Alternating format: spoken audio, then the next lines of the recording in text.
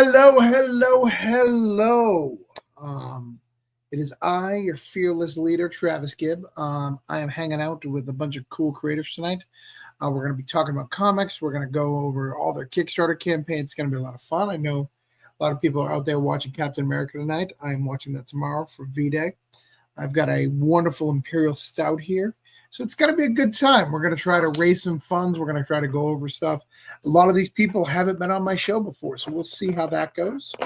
We'll see what we can do to help everybody get what they need. I'm trying to look for my notebook paper. I don't know what that is. Let's find it. But before that, let's talk about a couple of orange cone stuff. Make it specific. So you didn't get it. We have a few left of these from actually I sold a lot of them today, but we have a few lists of these from MegaCon. If you missed the MegaCon exclusive, this is the Federalist Ashcan. It's a very cool book. He's basically the Revolutionary War Punisher. He read the Federalist Papers, and he is go door to door looking for the British at the same time as the Federalist Papers are being printed. But if you were in the background and you were on the show, go ahead and send me your links to the private chat. So I have all your links ready, and I'm going to bring you guys up one at a time. First, I'm going to bring up the man who has a bedtime. Good. But my favorite of the crew who's here, Devin. How are you, brother? I'm doing fantastic. How are you doing, Travis? Good. You're allowed to have a bedtime. I'm making fun of you because, have one, but you're allowed to have one. Well, usually around now I'd be at work. So, but, snow day and all that fun stuff. And usually I'd stay up late to do some work. So, bedtime ain't too bad today. So it's because I didn't send you new things to edit that you have to go to bed early. Is basically what you're saying? Kinda, I really love the thought, of editing something for you. I'm already doing upheaval, and sure. I'd love a chance at the Federalist, which I still need to grab one of those. But we'll talk about that later. We'll talk about that. All right. Well, let's get some other people up in here. Who else do I like? I'm going list of my favorites, by the way. So if you're last, I just want you to know where you stand. Vaughn, that's got to be you because I see what you post on the internet. Just spoiler. James, are you trying to be more white? Like, what's going on here with your background here? I can't hear you. Can you hear him, Devin? I can't hear anything.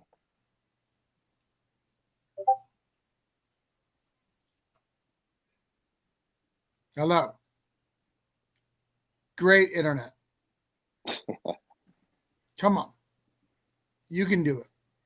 All right. Well, James is going to talk to nobody. So, by the way, if you guys are watching, I need some comments. I need to know you're here. Hey, Anthony's here saying hi. Hey, Anthony. All right. Next up, let's see. Ooh, this one's tough. A guy I don't know. Two guys I know a little bit in Vaughn. I'm going to go James. He writes wrestling comics, so therefore I like him better than... You subbed in one James for another. I see what you did. Yeah. That one wasn't talking to me. I don't know what's going on. Well, hey, thank you for having me. I'm excited to chat with you. I didn't know you were rich, James. Look at those omnibuses behind you. Like, this damn, is all the right. one room in the house I get to decorate. So this is it. I filled wall to walls with me. Yeah. Yeah, damn. Don't give our friend, Devin and I's friend CJ, your address because he will rob you blind. It'll take a while. I'll do it for myself. It's okay. I see a lot of stuff back there I'm sure I'd love. So yeah. I mean, I'm in the basement, so it'll take a while to go up and down the stairs with everything. So I don't know how strong CJ is to lift everything up there. It's okay. It's a two-man job. Yeah. Do you know a lot about the omnibuses and collecting them? Or are you a big? Because I don't buy a lot of them. I'll buy a couple, but yeah, I really embraced this format during the pandemic. It just became this thing where I got stuck in this room all day working from home, and I felt like I want to surround myself with stuff that I love, and that's what it started with. So it just kind of kept growing from there. So it's my preferred reading format. Having an entire series in one big hunk of a book that you could also use as a weapon if you really need to is like a fun setup, I think. All right, so I got a question for you because I got screwed at this con this weekend. You know about the Venom omnibuses? The Venomnibus, yes. Venom. Yeah. So the Donny Cates, is there a Donny Cates Venom and a Donny Cates King in Black, even though it carries some of the same stuff? Okay, so I assume the King of Black just adds the King of Black miniseries, and the Venom just has the Venom? No, so actually the Venom one has the main King in Black series. The King in Black Omnibus has all of the tie-ins as well as the main series to it. I made the same mistake with Absolute Carnage, and I bought that one and then realized like I don't need all the tie-ins. So because that Venom, the Donny Cates one has Absolute Carnage, the entire Venom run, and King in Black. It was $45, and I walked away, and I was like, "Damn, I should have bought it." The next day, I go back to the booth; it's not there, but I can buy the King in Black one, but that's $100, and I'm like, they've got to include semi the same stuff because of what it is. All right, not important for this conversation, but let's try to see if James can talk to people yet. James, can you hear me? Yes. Kind of want to pretend I can't. Oh, damn it all. No, loose cable. All right. Is working. It is so bright at your house. What is happening? Like, I'm very concerned of how bright it is. I got this brand new awesome camera, and for some reason it works until I'm in StreamYard, and then StreamYard laughs and makes me use a 10-year-old laptop camera. All right. All right. Well, let's get my boy Grant in. Hi, Grant. Hey, how's it going? Grant, I like you. I know you more than James, but James made me a wrestling comic, and you have given me nothing. So, like, I factored the two in. I mean, I'm a backer of Beowulf, but you understand why. Cool. I mean, I have backed it. I don't know if I backed the current one, but I have backed him in the past. Well, thank you. You always got to weigh whoever draws you hot chicks and stuff. That's how it is. What are you babbling about? Hot chicks? Like, what? Yeah, I did the one where it had all the biker chicks in it and all the other stuff. For Beowulf? No, not for Beowulf. I was just saying that when you draw it, and I'm being stupid. Don't worry about it. I was saying... Are you drinking my 15% alcohol drink or am I? No, I've just had a very, very stressful last 3 days. I'm having a glass of wine tonight. Thanks, Grant. Right, thanks. You're going to hang out with me. All right. Cheers. I consider him my protege. He does not know that he's my protege. He's let me down a few times, but our next guest here is Sean Wood. What's up? How are you? We accept the role of protege? Sure. Yeah. Sounds good to me. Have you seen how often I'm willing to go to war on the internet? Yes. Okay, because that means you got to back me every time. Like, even, especially when I'm wrong. Right. I mean, I'm kind of quiet on the outskirts, but I'm definitely paying attention. All right. Cool. All right. I'm drinking too, Travis. Sean Devin Grant. Dude is fluorescent. Correct. Dude is fluorescent. Gambit's here. Gambit, we need to talk. I owe you money. We got to figure it out. I'm sure you want money too. So let's talk tomorrow. All right. Next is Aki. Am I saying that right? I assume that's not your name, or maybe it is. Well, it's my middle name. That's just the one that when I logged in, it was like, do you want to sign into this? I'm like, I guess so. But my first name's Peter, but it's spelled weird. It's Pieter. It's a Dutch spelling. So, Peter, Aki, Wyckoff, they'll get all three of them wrong. So, people will say, can I tell you? And I'm like, okay. At first, I thought it was a Little Shop of Horrors reference. Like, how there's Audrey and then there's Audrey 2. Oh, I'm number 7. Yes. Yeah. One of 7 Akis. I had to kill the rest. It went through all the Audreys, went to the mail form with his Aki, and now you're number 7. That's right. Hey, best of 7. That's not bad. Right. And then, last but not least, Vaughn. How's it going? It's going well. So, by the way, Vaughn had no comic books up there. He was intimidated by James and just put them up as quickly as possible.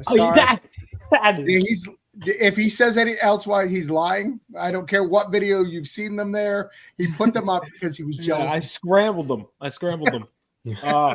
I will put as many. There's nothing I have had the same. I want to try and get more. I've had the same ones here, but it's just kind of my personal shelf. So I should try and That's the show problem. new ones off.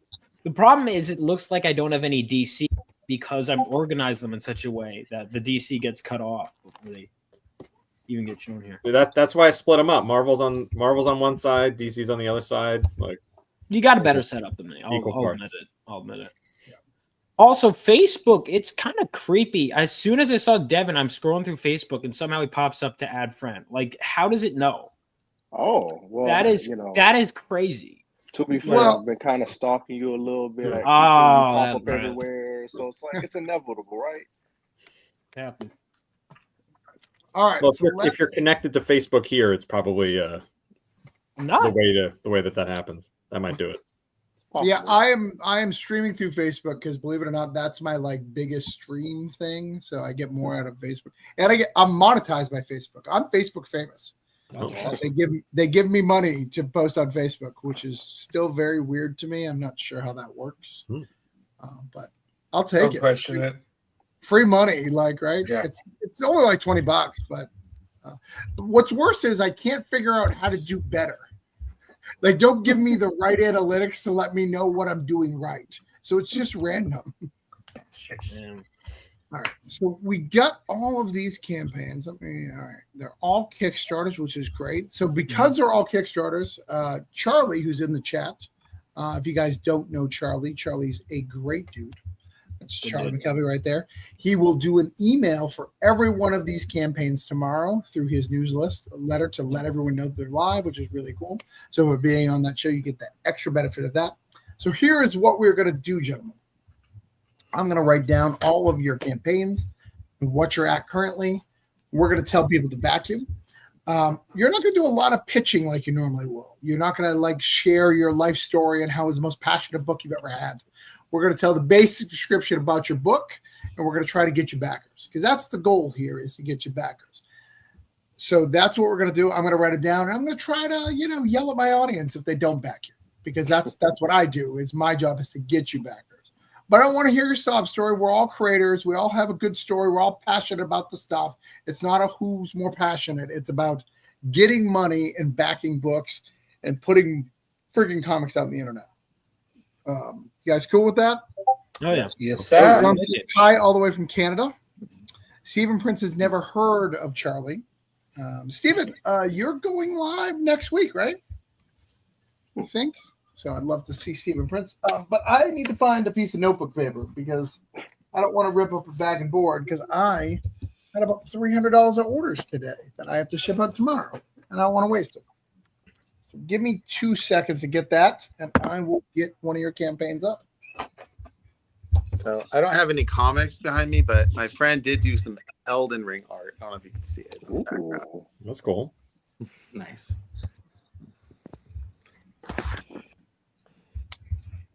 Dead air is great. Yeah. I tried. I had 2 seconds. You got people really interested in that Elven stuff. Elden Ring. I feel like we all moved and grew as people with that Elven. A deep personal connection there. Right. If you guys are not inspired, I don't know what to tell you. Plenty inspired. We're just waiting for a fearless leader to find a piece of paper. Right? One piece of paper in my house. I have children. I have wives. I have about to rip up a picture from me in high school and right on the back. But my wife would probably do that. Yeah, paper's all maybe just a little bit. He's just gonna throw it away when I die, so I don't even understand why she'd be mad. Well, if we're asking about backgrounds, Sean, what are some of the statues that you have behind you there? Yeah, I've got Darkseid. I've got Hulk. I actually have my own statue for my campaign. Oh, that's awesome. You can really see it. Yeah. The robot. It's pretty cool. Gunslinger Spawn. The new Kickstarter Spawn that he did, the medieval one. Do you have them in a certain section or is it like everything together or it's It's pretty much everything together. And my kids like to move it around too, so they never stay in the same spot typically. Yeah, They're always like you let messing them with the touch. heads and stuff. You let them touch them. I don't let them, but when I'm at work, they're at home, so I see like a hand missing or stuff all the time. But, yeah, my wall of nerd. That's funny too because I got football stuff around the rest of the room too. All right, Just, like, we have just a paper. mixture of Negative. everything. We have paper. Negative. It was in a spot that I'll get yelled at for later. So that's Travis's problem. But we got Steven. All right. So first up, Devin has to go early again. He's got kids and a wife. He's got to go to that doctor's appointment tomorrow, right? What's that? Is that doctor's appointment tomorrow for the wife? Yes. So Okay. So I you gotta get up early and do all that stuff. Bunch of other cool stuff. I still got another meeting with a client and some other stuff too tomorrow too. So busy day. Oh, we got Andre who's driving. Get home, bro, and then you can come on in. All right, you got time. Don't just sit in your car. You're good. All right. You're good. All right, got about 20 minutes. I'll be back. No problem. Bye. Oh, dude, I can't complain about that. I did that once to Travis for 3 hours. Dedication there. I appreciate it. All right. You didn't send a good link here, Devin. That's all right. I'll figure it out. Yeah. I think that was one of the ones that I posted around a billion times, but I don't know. It cuts off on 1. Lion of. I got it. Hold on. Give me a second. Can I critique who you've backed? Is that something you'd like to do tonight? Sure. That sounds like fun. I've backed a lot of people and a lot of books. Well, you don't know whoever you might want to look at who you backed once. It could be an all-night thing if we start down that road. Oh hell. A blade from a blade is what you backed. Oh, I know exactly what you're talking about. All right, let's get going. Let's talk about Lion of Olympus, my friend. Tell us a little bit about it. So the short of it, Heracles or Hercules, the famous Greek mythology hero, is pretty much on vacation. Vacation gets stopped. Hera's out to kill him. Sends Ares and his dogs of war, I call them, to basically get the job done. Because if not, she's gonna have to do it herself. She's a very vicious woman, quite frankly, like I use my mother's inspiration because my mother has the same kind of disdain. So I thought it was funny to kind of throw that in there. But yeah, otherwise, Greek mythological fun, some action in there. I try to give folks and myself a lot of things that I would like to see and what I assume other people would like to see, but me first, because, selfishness and all that. But yeah, we should be about 43% funded. I think I got a backer right before I jumped on here, which was nice. And we're close to halfway. Nice. All right, the white page cliffhanger was nerve-wracking. And Jared. All right, cool. Well, a couple different things. Let me tell you, because I know you as a creator. You've done this kind of series before with with Maggie. So you are, this is your audience, right? This is the stuff that you're into, the Greek gods and all that. Yep. And can we get all the other epic lines in here? Correct. Minus the Sentinel that has been more or less archived. Okay. There's been some things going on with that just didn't turn out. Sure. And maybe one day it'll come back, but right now I don't think that's just going to happen for the most part, which is unfortunate. It was a hit when I first sold it, so I can't complain. But the rest of that stuff, Endless Hunt, that's being I think CJ just told me that was supposed to be with Band of Bards, I think, for a relaunch for the direct market. So I don't know what's going on with that one. Yeah, actually, he said in our Discord that it's fine. Like it's good. Really? He's got it back right now. Yeah. Okay, I didn't know about that, so I'm glad to hear that then. But I had first dibs on publishing it, so. Well, that's cool, man. And I love noir. Really cool. If you're looking at add-ons, that I don't know anything about Bearer of Ages. Bearer of Ages. Bearer of Ages actually was our second offering that I ever did. That was the first one I did with CJ. Okay. So that actually is one of my best-selling books outside of noir. And Granite, I want to say Granite will be like the third best-selling book I got. But the short of it is 3 women, 3 different eras, and 1 mystical sword that connects all 3 of them. That was issue 1. I know issue 2 is in production right now. I know all the art is done, but he needed it colored and lettered, and then we can get going on the next Kickstarter for that. It's a very obviously woman-focused series. You know, you got 3 different protagonists in 3 different eras, and eventually all 3 of them will, coincide with one another to, vanquish great evil and all that cool stuff. Nice. All right. So here's what we do, gentlemen. For those who've never been around, what we're going to do is we're going to write this down. All right. I don't like that layout. Right here. We're going to write that down. Lion of Olympus. I'm actually just going to write Lion because I'm lazy. I don't want to write the rest of the shit. Olympus is hard to spell. Not that hard. We're going to write it down. It was at 1,100 now. It just went up another backer, or somebody gave it a little bit more money. With 52 backers, we're going to try to get that to 53 backers with 1-1, probably 2-0.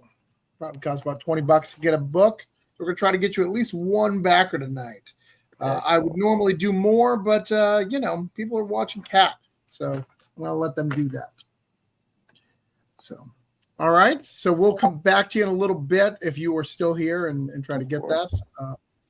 And we're going to share that out to all the people. So, guys, if you're watching, this is the time where you click the button and pick your pledge level. If you're into the Greek stuff, if you want Lion of Olympus, this is the time to back it. It's not hard. It's not difficult. You just, click it and back it and give them the money. And make sure that money clears because it's super annoying when it doesn't. Yeah, that's why for other platforms, like people get mad about that. Don't do that. Nobody will get annoyed. It's simple, super simple. All right. Next up, let's get boy James here. Let's see, James. Did you send me something in the background? Me, James or other? No, he's too white. I can't. I just can't. Yeah, I used the second one I sent over because I mistakenly sent the first campaign. Right. I did not. I've already clicked on the first one, but I know how to get there. Okay. Yeah, and this will be a fun numbers game because I have a real we surpassed the goal of the campain, but nice. I want to raise at least $4 more because that will be the amount that we raised for the last campaign. Nice. So. You only got 11 hours left. You're at the end. All right. We're at the very end here. So I actually have 1 canceled pledge right before we started here, so that we were above that goal, and then we're I want to raise at least $5 so I could surpass the amount we raised for the first campaign. Nice. That's nice. Yeah. So no, hold on. Before you even say anything, you've got John Lee's giving you a quote here. Like he's literally. Oh, hold on. I'm gonna get big. Motherfuckers. All right. John Lees is one of the best writers in comics, like all of comics. Like I would put him in my top 20. He's not just good for indie. He's fucking talented. So if he says to back it, like you've got to back it. Like don't fucking listen to me. Listen to John Lees. And he's Scottish, so he's better than you. Like literally Scottish people are better than regular people. Like they paint their face blue and they fight each other and they chop off each other's heads. Like Scottish people are fucking badass. So if he says it's good, that's whatever. But let's go back to James and let him explain. Sorry, I needed to handle it for a minute. All good. I appreciate it. Yeah, I was really excited that John shared a quote for us to use. But this is a real slobber knocker. This is a book that it's essentially following 2 guys who are came up through the indies together, and this is the second chapter. So they were a tag team. They came up, everything was all great. They got their chance at the big leagues, and then something happens that divides them, that sends them on 2 different paths. So we have Jake, who debuts as a singles competitor, rises up the ranks, gets like the taste of championship gold, And Brett falls into the shadows. Really, just starts as a manager. He ends up in catering. Then he ends up just sitting at home. So these two guys that had this shared dream, one of them is fulfilling it on their own, but the other one is losing, and then there's a lot of resentment that's growing as a result of it. But I personally really love the first issue. I loved it. I love the art style.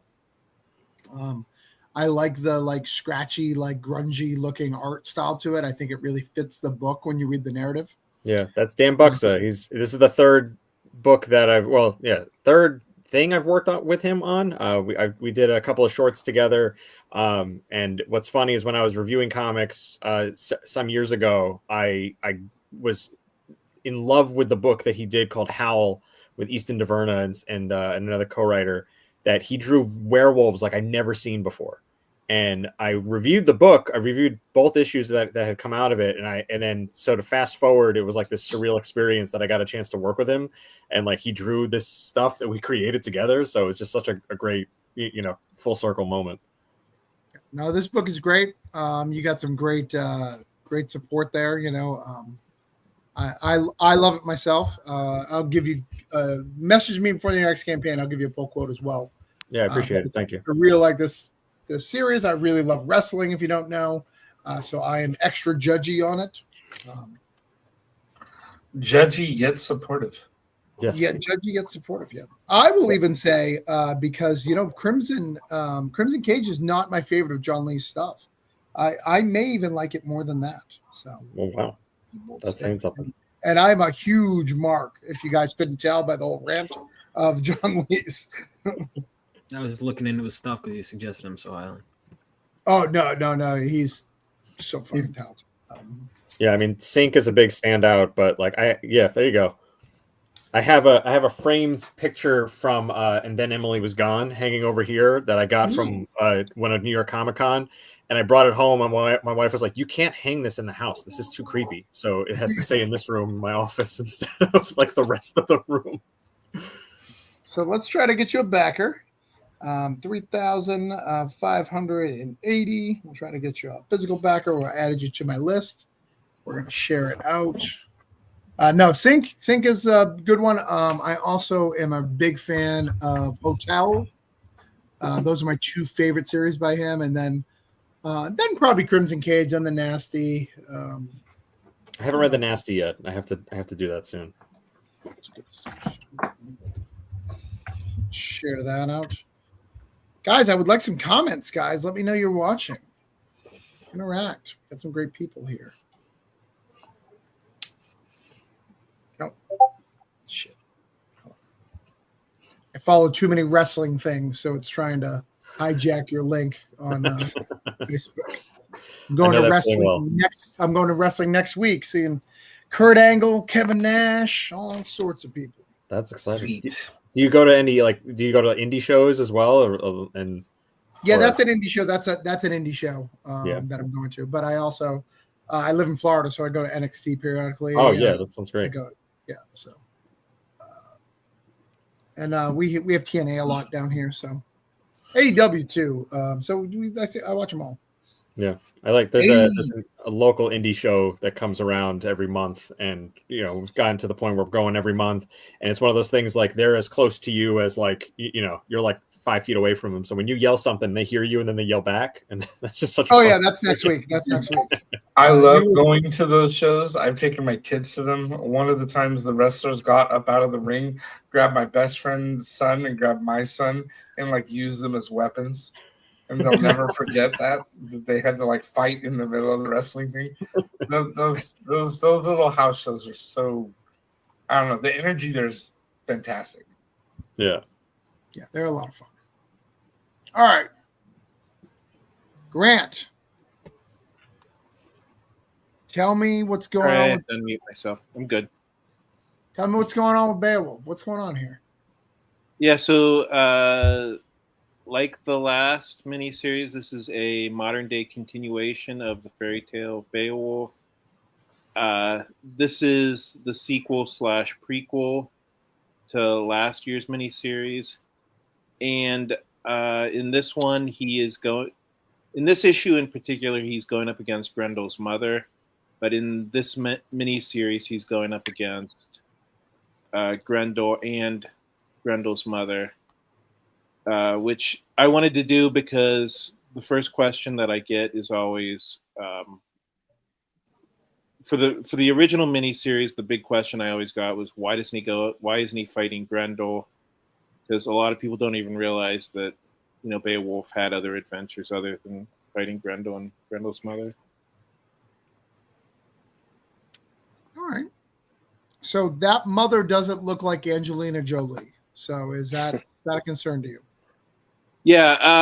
I mean, I wanted to make Grendel's mother look kind of gruesome because I feel like a lot of times in like fantasy stories, whenever there's like a female monster, they always try to make her look sexy as opposed to like gruesome.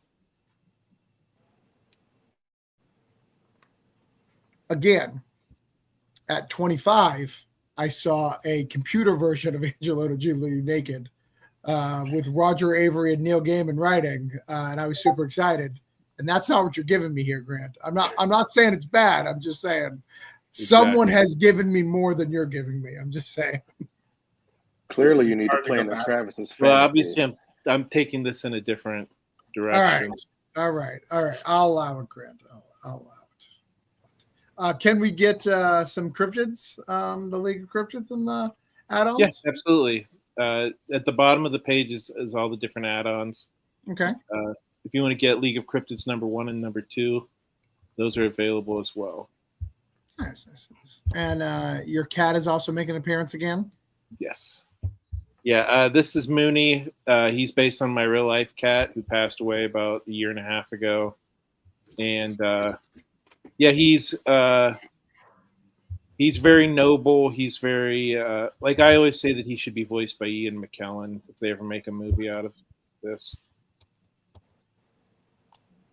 Did you, when you talked to your cat, when he was live, did he reply to you with a Ian McKellen type mouse? He did, well, as good of an impersonation as I can do.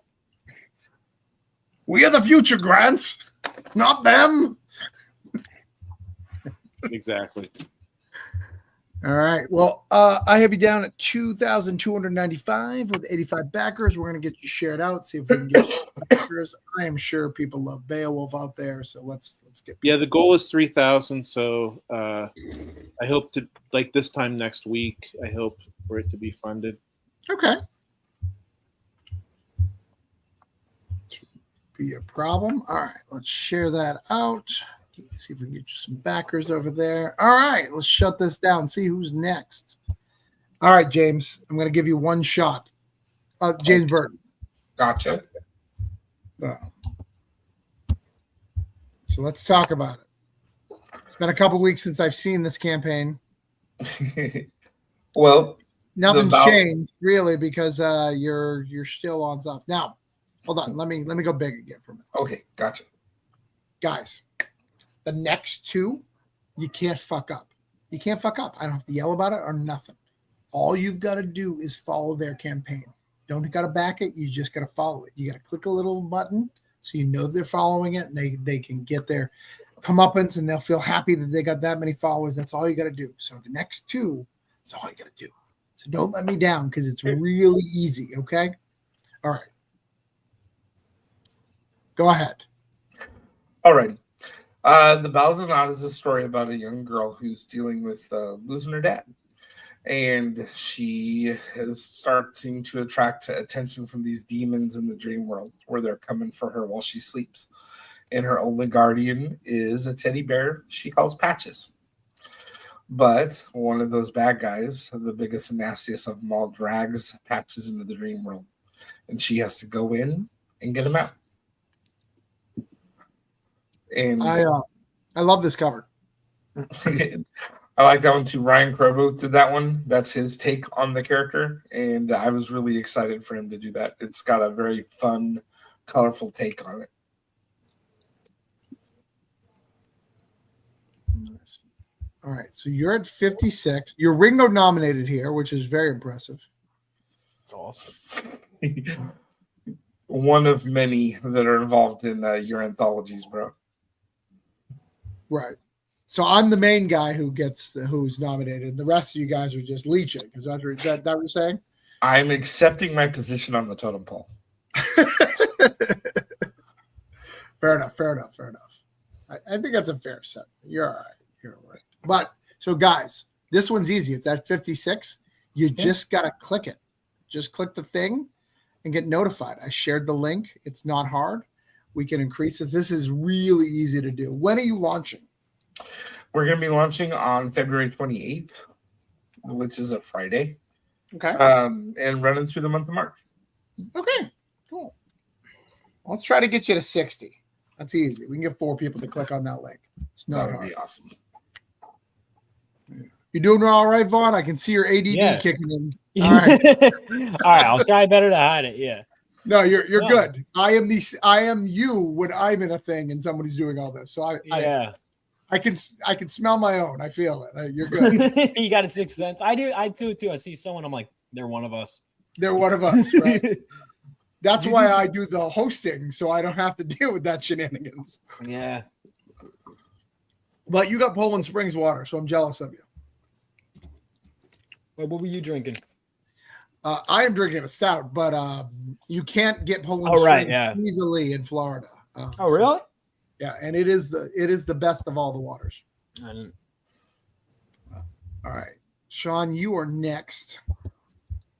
My protege. I'll gladly take it. All right. Sure. Now, when you're talking about this book, Sean, make sure you go. Travis put me up to this. Make sure you say that I stole his artist. You know, all the things that are real and true. Okay? I mean, it's kind of true.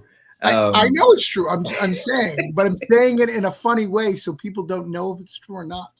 Right. So yeah, basically this came from a conversation when I was doing the Fog Within 3 live, and you and me were talking, and you said, "Hey, you should do another book." And I said, "I don't think I have another book in me right now." And then a couple of weeks later, I wrote this book. So I wasn't planning on this, but it turned out to be a happy surprise. The easiest way to describe it is robots versus zombies. Who doesn't like that? But the idea came from my daughter. She's 4. She's actually the girl in the book itself. But my fear of her growing up in this crazy world that we're in right now, especially nowadays, and how I want to protect her. And the robot is kind of my personality mixed with my son's quirky personality. So the idea is there's a war. Everyone turns into zombies. You sort of find out a little bit why. Basically, the food that's left on Earth, it's over scientified, and everyone turns zombies. They build robots because the humans can't take on as many zombies as there are, and all that's left is robots that are rusting away at the point of the beginning of the story. And there's not supposed to be any humans left. And that first page, he hears a scream.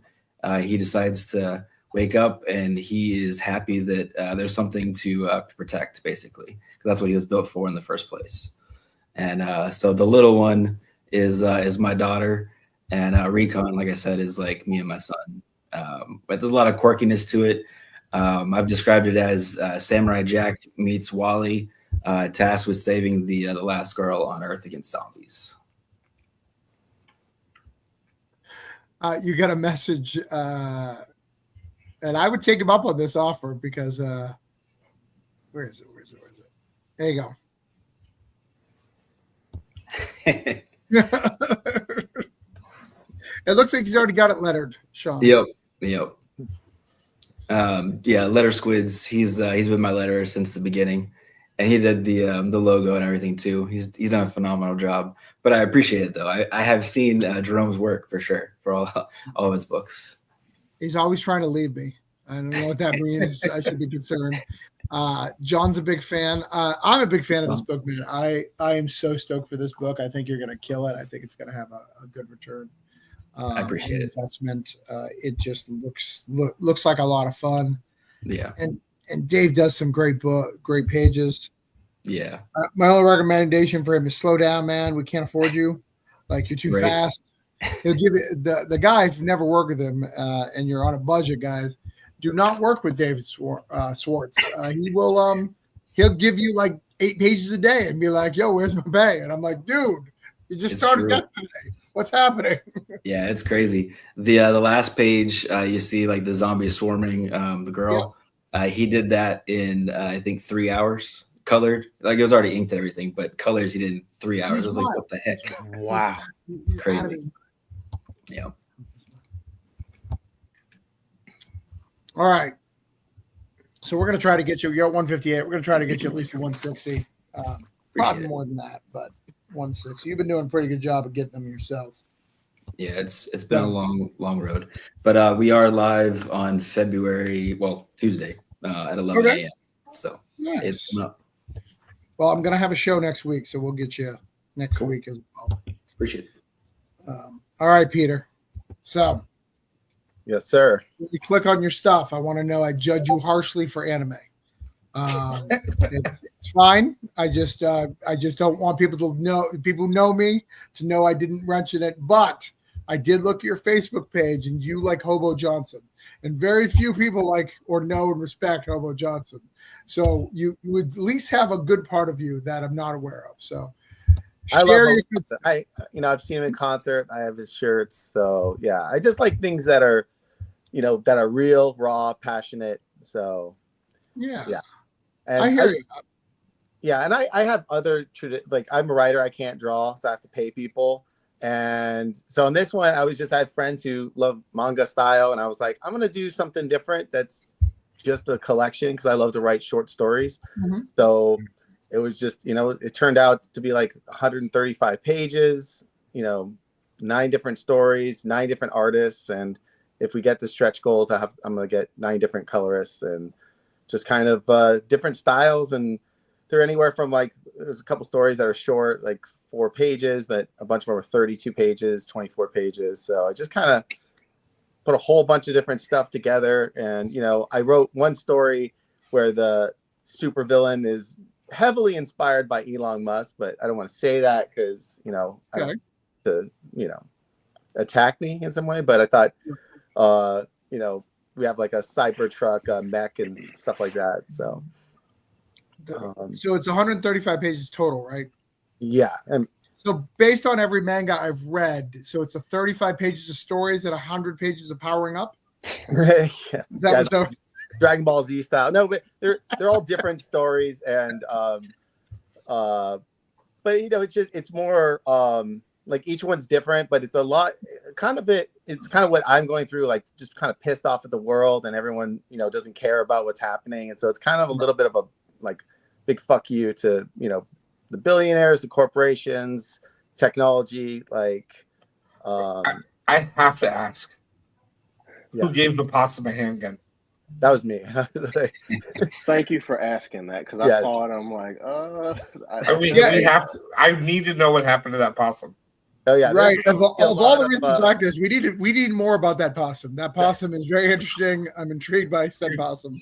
He's involved. That is dedication right there. He's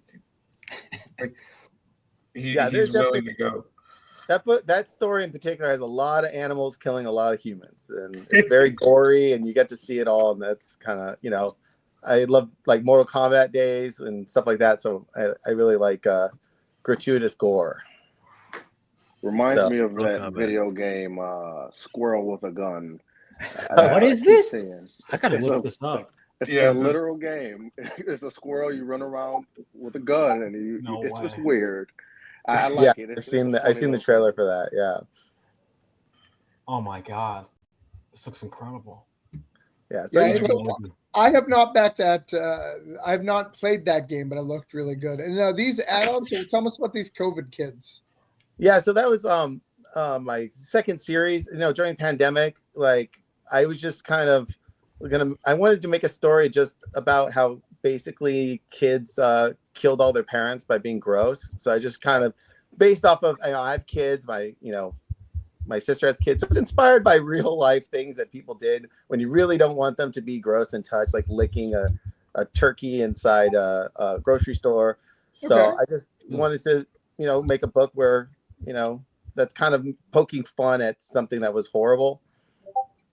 And this other one, Sleep Waking, that was my first comic because I used to write novels and stuff like that. And I just met someone at a con and we collaborated. And that one's just kind of like a psychological horror comic that it's supposed to be 3 issues, and we had the first 2 are out. So that was one of my first campaigns I did for that one. So, all right, so let's get you shared out. All right, so you are at 589 with 17 backers. Let's see if we can increase that.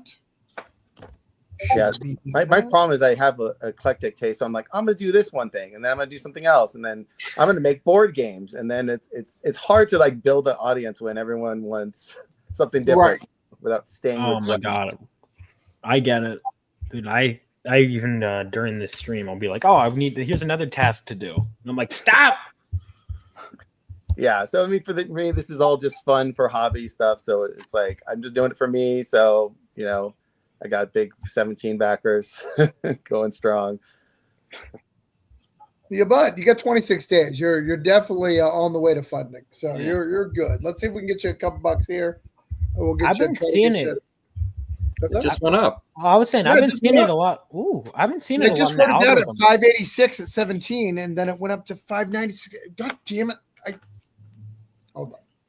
Sorry. Look, I write it on the paper. Okay, I have this paper, and now I've got to change it. Now I got to get him another one because you guys jumped the gun because you got excited because you saw a little book. Look, this whole thing is to make me look good. Don't you understand? Like the whole thing. I bring these people here, and they're like, "Oh, you're so great." If you do it before I can get that greatness, it's all for nothing. It wastes everybody's time. Yeah. No, we showed a possum. It got attention. You can't deny the power of the possum. Again, denied by a possum. I can't tell you how many times. Mostly ex-girlfriends just running away with, I think I'm on a good date, and they're just running off with a possum. Dude, I think that's a Florida thing. Yeah, well, Seems like it. We got Florida man for a reason, So you are a Florida man. I knew it. All right, so you're at 594 with 18 backers. We're going to get you to 19 backers and try to get you to 600. Great, sounds good. Right. All right. Again, Chris has some questions. Hey, what's the best way to get eyes on a Kickstarter? I'm not commentator part of that OS group. I just want to widen the daily negative to get attention. Chris, we will answer that question, but we got to get through everybody's project first. There's a lot of different ways to do that. I was wondering the same thing too. I'm trying to get more Kickstarter. So we'll talk about that in a little bit. There's a lot of ways. All right. So next up, we've finally had Vaughn. Yeah. Just launched yesterday. You just launched it yesterday? Yeah. Is it this is the third launch, right? Where the leftovers, the bottom, with dessert, as if you would? No, this one I wanted to because I launched in I'm trying to focus more on Kickstarter. In fact, the last one, actually I kind of treated Indiegogo. I was like, there it is, Indiegogo, whatever. But I waited because I was like January for Kickstarter. I'm like, I'd rather save it for a month where people have money. So that's why I waited for a Kickstarter. But I love it, and I want to use this platform more, honestly. Nice. That's nice. All right. So as you guys can see, it's a great looking book. Vaughn, why don't you tell us about all this amazing goodness? Yeah, so Phenomenova is a superhero story set 20 years after World War III and follows the next generation of heroes rising up. What you're seeing right there is one of the veteran heroes who fought during the war, who is now training this idiot kid from the first issue who tried to stop a nuclear reactor heist on his own and got his butt kicked. So this time around, he's being trained to be a superhero. And in the next, we're going to eventually see them kind of evolve into a team. But for this issue, I really wanted to focus and hone in. It's a very much a character-centric issue. It's 24 pages. It's fully lettered. We're basically ready for print. We just need some extra money to get it printed. Question for you. This logo to the left, was that, I don't remember that on the first issue. Is that new? No, that was there. That was there. I think maybe it might have initially, because you might have seen a version of it before I had that. And then I was like, wait a minute. I was looking at my cover and I'm like, I was reading a comic and I look at the issue number on the front. I'm like, oh my God, how did I not have that? So I had my friend come up with that. Yeah, it's really good. I like it a lot. My friend, I was like, just put a number there. And then he drew that. And I was like, oh, no, that's all right. Yeah. When you could switch out that icon as characters grow. And yeah, that's what I think for issue 3, because the issue 3 is going to introduce more of the team. So I'm debating what I want to do. But this one, I was like, I could reuse it for the second one. Yeah. No. One of the things I will say about Vaughn, even though I made fun of him a lot during the stuff, he had a really fast delivery time. Even though this was his first book, he did really great at getting it out to people and making sure that people got the book as soon as possible and could enjoy it. He doesn't mess around. He takes this stuff very seriously. I know he has a lot of mentors who are pros in the industry who he gets advice from. Yeah. So it does really good. And the first issue was like huge, right? It was like 45 pages, 60 pages. It was 65 pages, 68 total, but 65 a story. Yeah. The second one I wanted to do for shorter. I wanted to do kind of like how New Mutants, they start with a graphic novel. Yeah. That's what I wanted to do. I was do 24 pages, get them out faster. Cause I think, I don't know, like I understand that it's better for longer, but I don't know. I like to kind of keep things going if I can. There is going to be a little delay between 2 and 3, but hopefully I can get it out as fast as possible. But yeah, this book's pretty much done. This time, I apologize that it was even a little bit late on the first one because I did hit the deadline, and then I learned about formatting, and I was like, what? So I learned about bleed lines, and I was like, no! So this time I actually planned ahead for that. So it should be getting in your back. Oh, thank you. Yeah, I hope people like it. Nice. All right. So let's get it shared out. We'll talk about all that. Let me get it shared to the one more person. All right. So you are currently at, let's see, $350 with 13 backers. We're going to try to get you at least one more, which I know will happen. Thank you. So we're trying to get you at, let's try to get you at $400. We may need 2 backers to do that, but I think we can get you to 4. I think that's fine. I think that's in the realm of possibilities. Oh, yeah. All right. So I shared that. Get that all out. All right. One more to go, guys. Because I don't put on these shows without selfish reasons.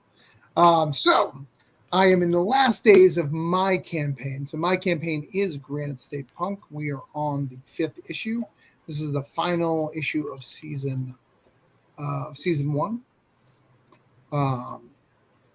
It's been a little rough going. I only run a 20-day campaign. I don't run them very long. So we're there. We are funded. We have 227 backers. We're doing pretty good. Granite State Punk, if you're not aware, is about Zeke. Zeke is a punk rock kid. Zeke is from New Hampshire, and he is dealing with being part of a coven of witches. Those coven of witches really want him to take charge and handle some stuff. He does not want to do that. So lots of F word, lots of breaking the fourth wall, talking to people. But it's really a story about addiction and talking about and dealing with that and going through life. People really dig this series. I'm really excited to get to this one. Things drastically change in this book. We got some Rancid covers. We got some really cool stuff. So if you're into punk rock and you're into personal stories, this will be that. And as you see, I do a lot of books. So I got a lot of add-ons. So there's a lot of stuff for you to back. I always deliver. In fact, we just delivered Granite State Posers Fall in Love right before we did this. So we're delivering it as this was going live. So we take care of our backers. All right, let me share that out to people.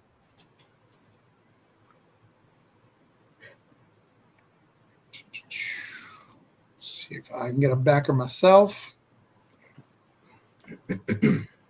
All right. So GSP. 5556 and 227. I'm going to try to get to 228. And we're going to try to get to 5576. Just trying to get $20. All right. So we've gone through all the campaigns. Before we progress, is there any blasphemies that have been said? Any things that we need to go? Any chance of us being canceled before we move on? We want to make sure we address those now before there's any problems. No, nothing. All right. I don't think so. So let's answer this gentleman's question. By the way, guys, while we're answering the questions, all the links are in the comments. So regardless of what platform you're on, you can see the links. So go ahead and back the books while we're doing this. We're going to talk about a comment that we had just a little while ago from Chris. Chris says, hello, what's the best way to get eyes on a Kickstarter comic? I'm not Comicsgate or part of part of a group. I don't want to wade into daily negativity to get attention. All right. Fair questions. It's a fair question. Charlie, your show cost me so much money.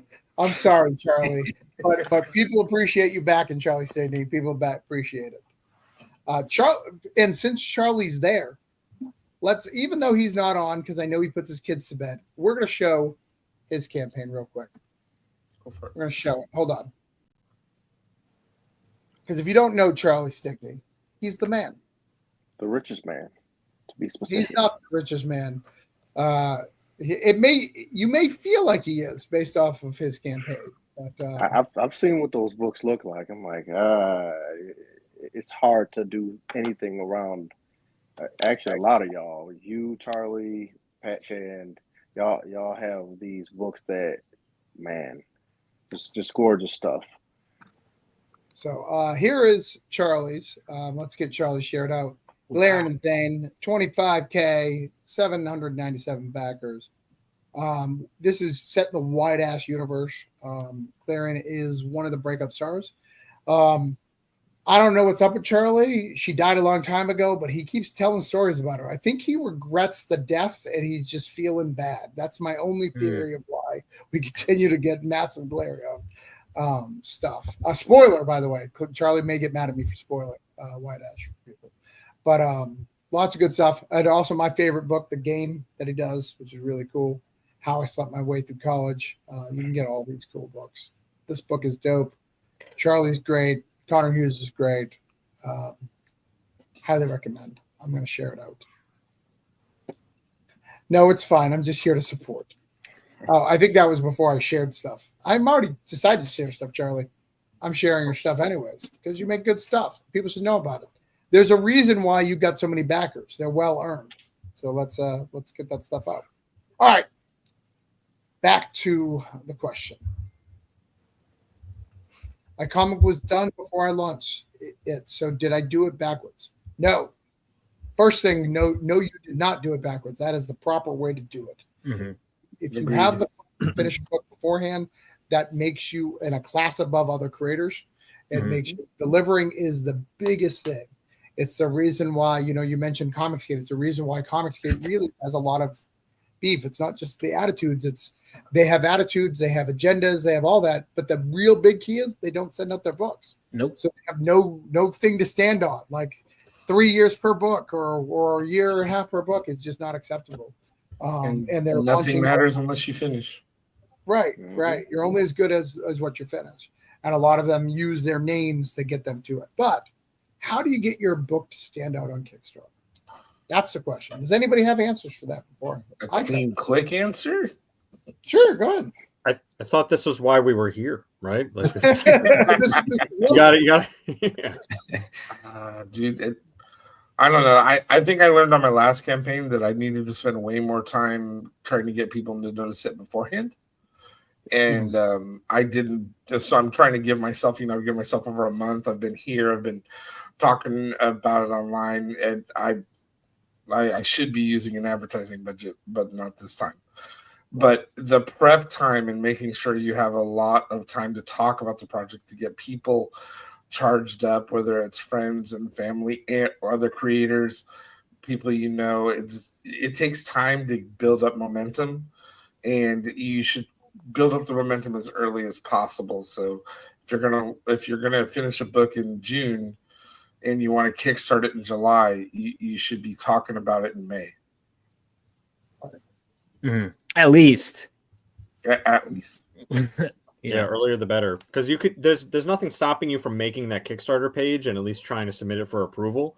And the sooner you have that, the sooner you can at least start getting the followers of the campaign. The more you have there, the better off you're going to be. But it's a lot, and now you could add more stuff to that pre-launch page, so it's not just like the header image. You could add a whole bunch of stuff in there. The second thing is get feedback. People want to be involved in the production. Everyone who I've ever seen been successful. It's letting them know about the book as often as possible and letting them have feedback, whether it be a cover, whether it be colors. If people feel that they're invested in the book, they're more likely to back. I think that's a big thing. The other thing is know the platform. Depending on what platform you are, they have different rules and things. Vaughn, we had a big discussion last time we did something about $10 shipping. He did not learn. No, I realized I messed up. Someone lectured me today, and I'm finally I got to do it. So I and I get it, but it worked. But again, if you did that on Indiegogo or Fund My Comic, that is a platform standard of $10. So it's not a problem at all. And it really depends. There's nothing wrong with anything. It's just understanding the platform, right, and what you're getting, because they deep have different standards of what's positive and what's negative.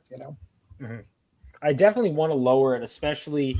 Well, first of all, I want to just in general because I feel bad even charging. But people told me to do it, but if other people can get away with doing it for less, I'd love to in the future. But it's just I already made a out. mistake.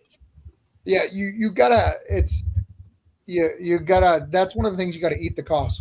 And here's the trick, Vaughn. If you're really worried about it, up your book the couple of bucks that you were missing. Like a lot of people, if you want to get, let's say you're normally shipping like $8 or whatever, or $6. If you need to up your campaign up to, so let's say your book is $10, just for argument's sake. Instead of having also $10 shipping, have your shipping at $8 and the book at $12. You're making the same amount of money, but people do not like a $10 shipping over on Kickstarter. They just don't. Yeah, no, it's good to know. Good to know. I was told to up the price. My only concern was just that I was like, well, at a convention, that I'd have to include that in the price that I'm selling at conventions. No, so people are early investors in your book. Like people, if you sell it at your table at $5, no one gets mad, dude. Okay, all right. Well, that's the thing though. Like at conventions, I sell books for like $10 a piece, and there's those people that'll scoff at it. Oh, well, his book is fine. His book is whatever. That's not me. I can't sell for the same price points as someone else because a lot of people tend to undersell themselves. Mm-hmm. Usually when I'm, doing my sales pitch or whatever to folks, you see the quality, you see, how I'm coming towards folks and how I'm presenting myself. So it does make a difference in, the price point. So if you got your book out there for $5 and say you charged, I don't know, $15, $20 for it on Kickstarter or wherever, then, all right, you just cut the cost down by 5. Everybody's getting it in advance with these campaigns. Whereas at conventions, you're doing it at a easier cost for yourself and the individual that you're trying to sell to, essentially. So it's just like you got to do what's best for you, even if people want to scoff at it and all that stuff. But on that note, I got to go. I didn't realize what time it was. Can you give me 2 minutes to do your campaign before I go to see if you've made some money? Let's do that real quick, and then I'll figure that out. Because there's a couple of things I want to say about that before we go to everybody. But I know you got to go. So the last I left you were at $1,100 and 52 backers. Let's see if anything has changed. God damn it! I forgot your stupid link doesn't work. It's so much. I close windows, my friend. I just do it. Don't do that. That's why I have a bunch of browser tabs open. I mean, I have that too, but those are all scripts that I need to finish to make me feel bad. So nothing has changed for you, my friend, as far as I can tell. I'm sure. No. We got to yell at people. We got to make sure that happens. Hold on. Where's Charlie at? I know he's around here somewhere. He backed your book. I see his little face on your thing. Oh, I must get not have back seen it more, right? Give you some of that horny elf money. Dude, that should be the title of a book. Horny Elf Money. Horny Elf is a title in the parody book that Pat Chen does. That makes sense. All right, guys, we need to get some facts on this. Hold on, I gotta yell at people real quick, Devin, before you leave. Yeah, make sure I'm only 150 away from being halfway funded, my guy. All right, guys. Maybe you don't understand how Kickstarter works. Even though thousands of you, I literally make money off of you just looking at my shares from Meta. I don't know if I share that, but it's only $20. It's not a big deal. It's not like I'm raking in the money. You can't monetize me. And though if you can give me stars, I will get more money for stars. That's not the point. That's not what we're talking about here. Devin is tired. He's a tired little baby. He's very sleepy. He worked really hard to come on the show and to talk about his book, The Lions of Olympus. And none of you guys showed up for him. And you showed up for other people. James is the whitest you could get right now. And you showed up and shared his thing. So you need to share it out. You need to back it if you haven't. I put the back in the link. I'm going to look at it again to see if you guys have made better choices. Because I want you to make better choices. Because I've got to mark it off this list or I can't go to fucking bed. Because that's the deal. Oh, I didn't say that earlier for those who don't know. I won't go to bed until that's off the list. He gets to go to bed now like nothing happened. But we need to make this happen. So back it. Thorny, you want to hear me yell? That's great, but back it. Save my time. Chris, you want to know how to get backers? Support other creators. Both. All right. Let's see where we're at.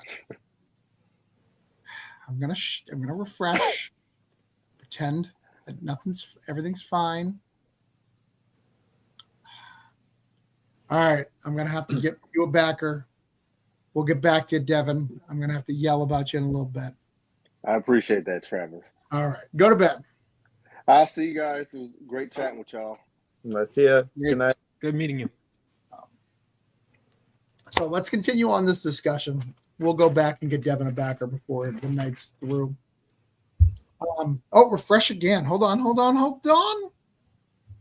I think I bullied Thorny into something. And by the way, I'm not against bullying people, just for the record. I'm not against. All right. He was at 1,152. Let's refresh. Oh. No, it's the same. Oh, I swear I saw it go up for a second. Am I crazy? I think he's just messing with me. It just went up. All right, hold on. Maybe if we sit here for a minute and I'll stare at it. There we go. Right. Thorny felt threatened. Thank you, Thorny. You're just sitting with his finger on the button. We're going to get this marked off. Things have progressed. I've kept my promise. Thorny feels threatened. Everybody's good and making good books. All right. So the other thing for Kickstarter and any crowdfunding platform, find a community. It doesn't matter what it is, but you've got to be in that community. Mm-hmm. I got to say that part is always challenging, though, for a lot of,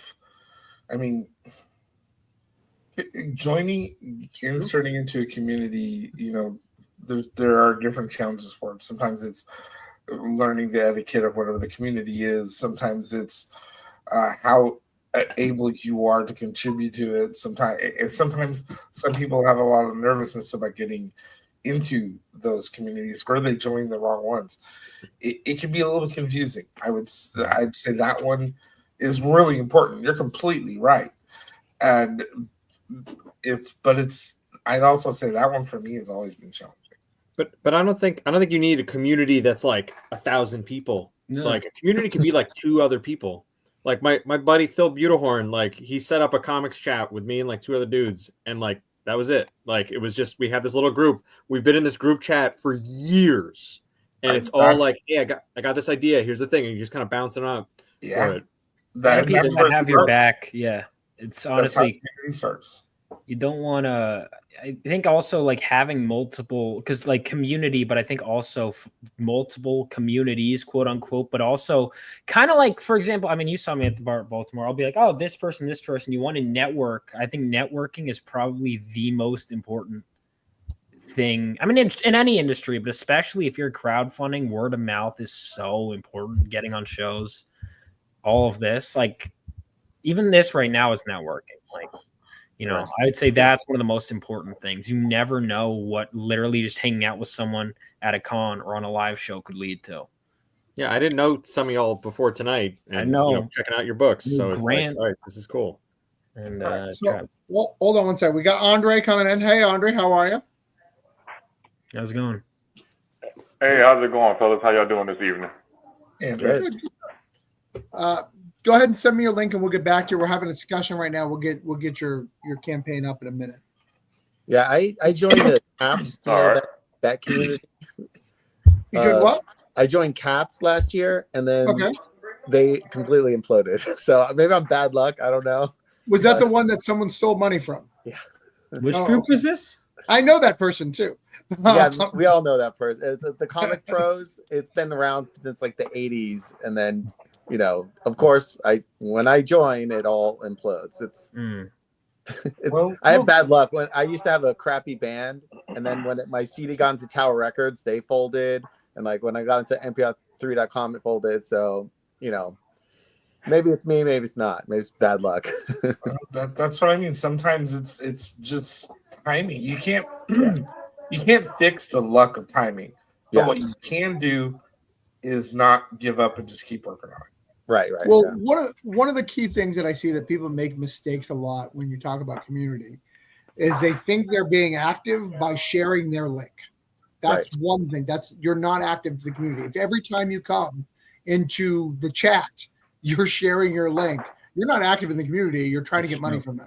And no one's going to do that. No one's going to support you if you're not engaged in the conversation. And you don't even have to try that hard. Just engage in more conversation. The other thing that people do as well, that a lot of creators do, is they'll compliment everything. That's their stick. And then they'll send the link, right? But it's not worthy compliments. It's like, James Ferguson, I like wrestling too. Here's my link. That robot you got is really cool. Hey, Peter, manga is one of the best things selling. Grant, I read Beowulf as well. What? Like add something, like show that you actually care. Also, I'd say don't back someone with the expectation that they're going to back you is another thing too. Like I think, I mean, normally you learn that very quickly, because you learn like, oh, I want to back everyone to expect, but then you start looking at the people backing you and you're like, oh my God, this person has a campaign, this person has a campaign, this person. And you're like, if you do that every time, then suddenly the money disappears. So that would be another thing too. But sharing it out is free. Have you seen how many campaigns I've backed before you say that? All right. I can show you if you'd like. I'm sure you backed it. I think you should back a lot of campaigns. How many do you think I backed? I'm gonna guess hundreds, if not over 1,000. That's a long jump between. I know. I was like, I'm gonna guess trying to guarantee you're right. I'm gonna think that. Yeah, that was crazy. That was it. That was a wide margin. 600. Either the Eagles or the Chiefs will win the Super Bowl. One of them, hands down. That was a dumb answer. All right, 600 something. All right, let's share that screen. Just it's gonna be over 1,000, isn't it? It's gonna be over 1,200. Yeah. Okay. I got a little more than you. That's awesome. What? Backing, man. I got more. James? Yeah. I mean, I know you've been backing me for a long time. I just thought. Wait a minute. Hold on. This is news to me. I thought I was special, James. Oh, man.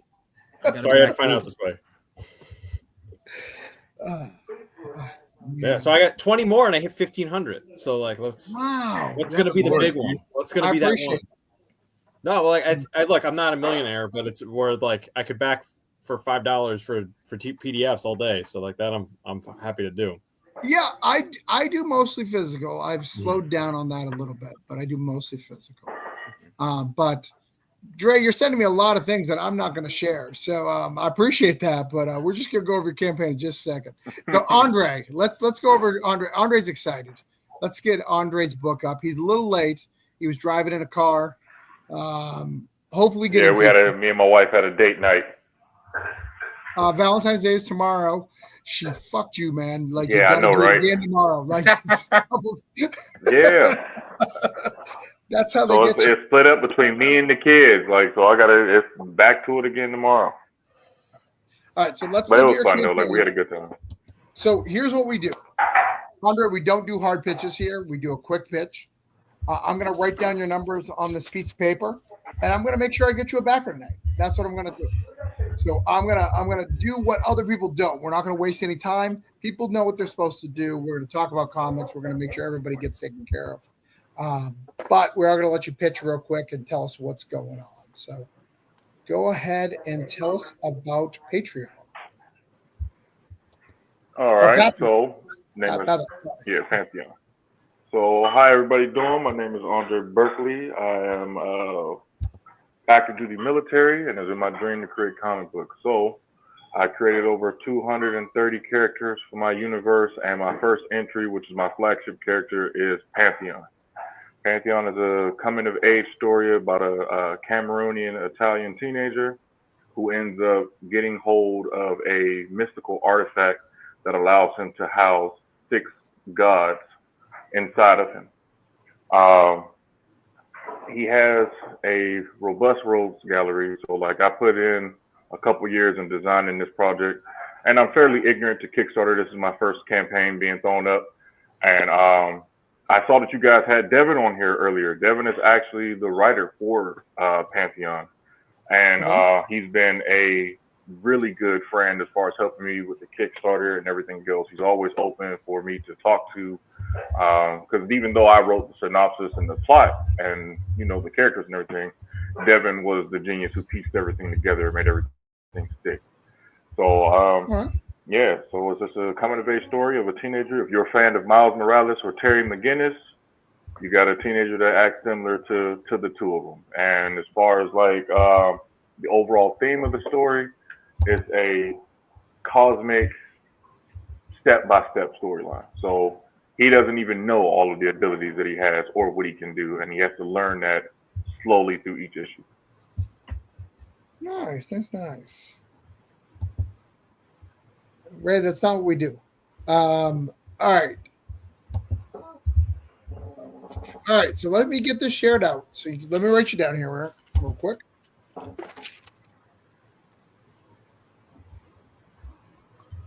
You can see all the prep work and how well you've put that together just through these images. It looks good, and it looks like you've got a lot of effort into it. Yeah, I mean, 88 backers. You got 6 days left to go. I mean, you're halfway to your goal. You know, it's gonna be an uphill climb, but you've got the possibility to do that, man. You got your stuff here. So let's try to get you at least a backer tonight to get you to 89. I would appreciate that. Thank you, guys. So I will tell you one thing that Devin didn't tell you.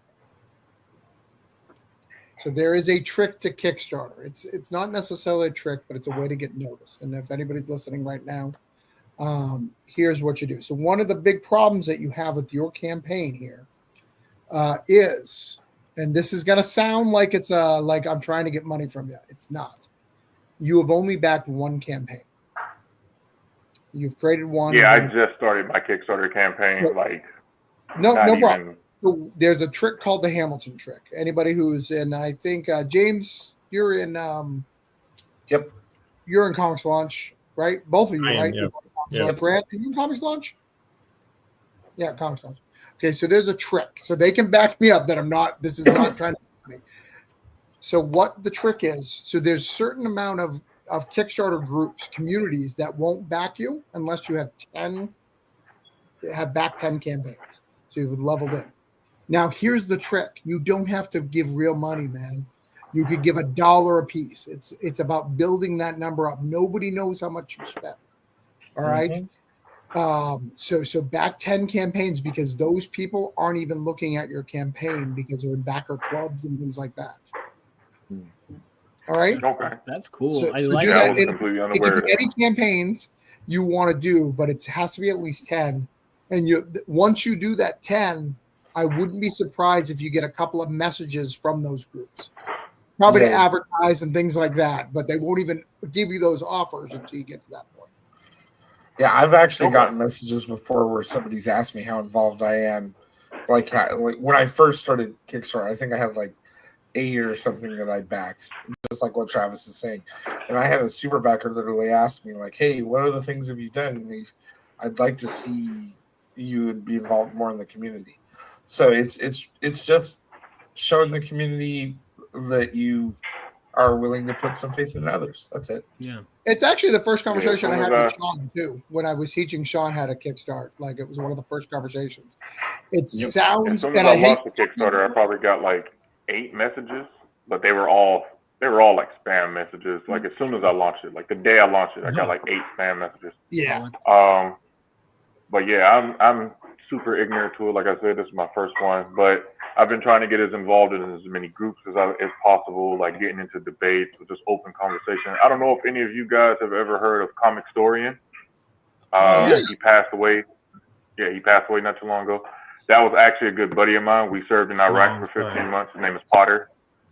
So he was going to help me with it before all of this. He tragically passed away. But yeah, I've always been trying to get into this field and whatnot, and I've always had the stories in my head, but just never able to get them down. And then my wife ended up seeing me draw. She saw a bunch of my old drawings and was like, "Yo, why aren't you pursuing this anymore?" I'm like, I don't know. I mean, I got shit to do. She was like, "Nah, we definitely need to make something out of this." And the next day, she showed up with all of the drawing utensils, paper, pencils, and everything. She's like, "Yeah, you can draw. You might as well get to it." So nice. Here we are, a year and a half later. And it's been an uphill battle, especially like with the military and whole, because I'm prior Navy search and rescue, and then I'm Army infantry, and I've been in the military now 14 years. So I don't get a whole lot of time to work on my craft, but when I do, I go all in. So Comics and Tertullias, hello. What's good, everyone? We're sharing campaigns. Go through the chat and look them up. So one more thing before we go back. I know James is going to go. James Burton's going to go. Do you know Michael Watson, Andre? No, not off the top of my head, I don't. All right, message me. We'll see if we can get you in. Michael Watson's really good, but he's really big into the Black superhero community. He's really big into that community. You being a Black creator, you could jump over there really, really easily. If he has time, he maybe even get you on a show next week where he'll draw your character live and promote it. And he's really big in the community. He's a great guy. So message me after this show, and we'll see if we can get you in that. Because you got 6 days left. Things are not lost. We'll see what we can do. And like I said, I'm going to promise you a backer tonight. Get 89.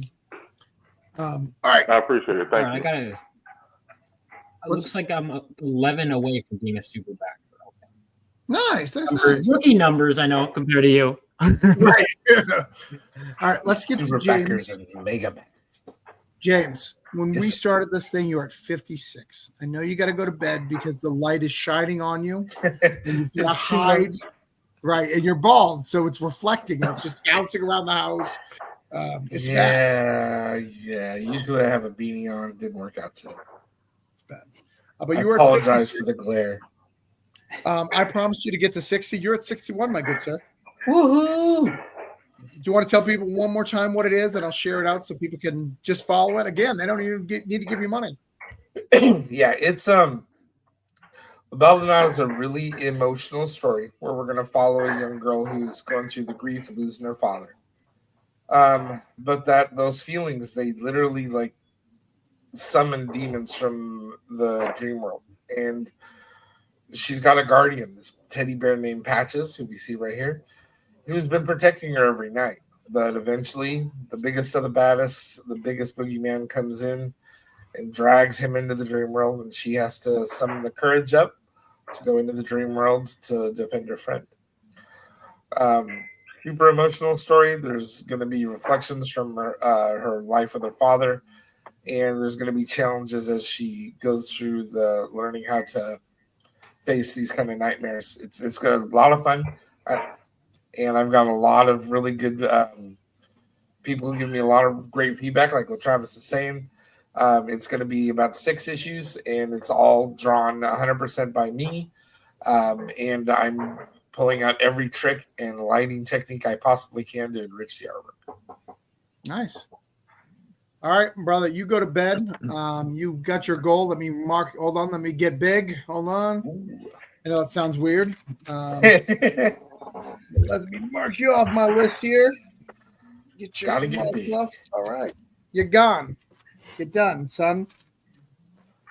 All right. Good night. Good night. A couple of messages, though, back to Andre. Just people were hearing me talk. I didn't put them up.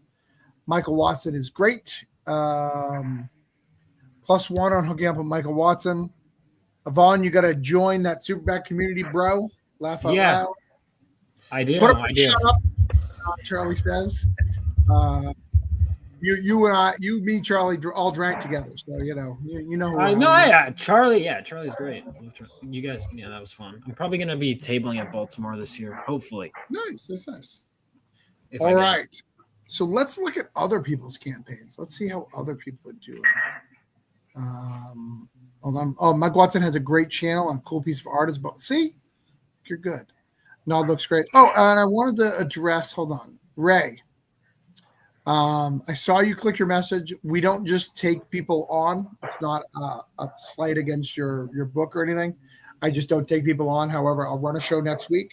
If you're Facebook friends with me, just message me. Tell me you want to get on the show. We'll get you on the show. It's not gatekeeping or anything. It's that if I continue to add people to the show, no one will get, right? So let's do. We got who we got. And that's it. All right. Next up, James. Wrestling is fucking hot right now, right? Like biggest thing in the world. Yeah. And you've got a real slobber knocker here. When we started this, you were at 3,560 backers. No, not backers. No backers. Dollars with 95 backers. And you just wanted a measly $5 so you could beat your last goal. That's right. Let's see what happened. Let's see what happened here. Of course, I closed your goddamn window like an idiot. Hold on. Ray, this is a lot of anticipation. So it's extra stuff. So why I'm bringing it up, why don't you tell us what this is about and give people a chance. In fact, I will even share it out while you're talking so people can just back, surprise me with the number. Yeah, so we follow a tag team. They came up through the indies together. They're called the New Kicks. I actually I'll show you in a minute. My brother made me got custom action figures made of these figures, which I was like blown away by at Christmas. I was like, holy shit, he made this for us. So he had those, and they came up together, and then tragedy strikes. It's really pulled from a lot of the headlines that we look at for wrestling, all those things where it's like, hey, someone can't compete, this thing that's their life's dream, and they get split up. So we got Jake, who starts as a singles competitor. You see some spoilers in some of those covers where he's climbing a ladder to get some championship golds in this, and Brett, his tag team partner, just kind of falls into obscurity behind him. So there's a lot of resentment. There's some real life, friendships that are destroyed in that. But it's all through the lens of pro wrestling. So, which makes everything larger than life in that regard. Yeah, but all right, hold on. I'm going to throw some shade here. Yeah. All right, we start at the bottom, okay? Eric, Bryan Danielson's favorite wrestler, okay? Mm-hmm. We got Pete Collins using my name. Look, Holiday Spirits. Come on, Pete. Come on, stop bragging about me. Kenny Omega. All right, we got James Powell, great guy. Honor the Giant. We've got Matt here. Chris Jericho, Keith Lee, Sami Zayn.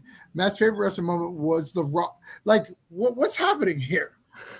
And then we go back to normal, right? We got John Mossy, Cody Rose. All right, Yep. this too, but that's fine. And then you again, just like adding like 3 wrestlers here, and then bringing Kofi Kingston up. Yeah. So, well, I asked the team. I said, "Do you have a favorite wrestler and/or favorite wrestling moment?" And Matt was the only other person that took me up on it to share a moment for it. So that was what I added in there. So we got you your backer. Yeah. I'd I'm like a dollar us to do past my last campaign. So that was my main my real goal when I made this one was to at least raise at least $1 more than the last one. So I'm really happy with 10 hours to go here. Nice. I mean, I think we can get you more. I want to keep trying, but I'm going to mark you off my list for now. I'm happy. We'll keep talking about you and all that. We're going to mark you off my list. I'm using a marker now so you can see it. Hold on. See the marker. See with the markers you can see. Look at that. You almost got tic-tac-toe already. Yeah, this is the future, guys. Markers. If you've not heard about them, highly recommend. I give markers a 10 out of 10. They have not let me down. I do prefer Sharpies more than other markers, but there is other options. So there's that. By the way, are you part of my Discord? I am. Yes. Yeah. Yeah, I'm not good at Discord yet. I've been trying to get better at it. Phil actually tagged me on this to like remind me that this was here. I was like, oh, I got to talk to Travis about this. Well, and the other thing for you is we do one of the things we do is we have a backup program, which I think would really help you. Yeah. I want to do that for my next book. I definitely want I think so many people are interested in wrestling. I think it's very easy to do a backup for it. For those who don't know, in my Discord, I have a private Discord. I invite people once a month. So that'll be coming in March if you're not part of it. But we have all sorts of opportunities in there. So we if you need a job, we have job postings, we have cover listings, we give people jobs. The most recent thing we did to help campaigns is sometimes your name only carries you so far. Like we talked about our groups and stuff like that. So we added up a backup campaign. And what the backup campaign is we'll write, color, letter, the whole shebang of a story for you for $120 plus 5 comps for every person who's part of it.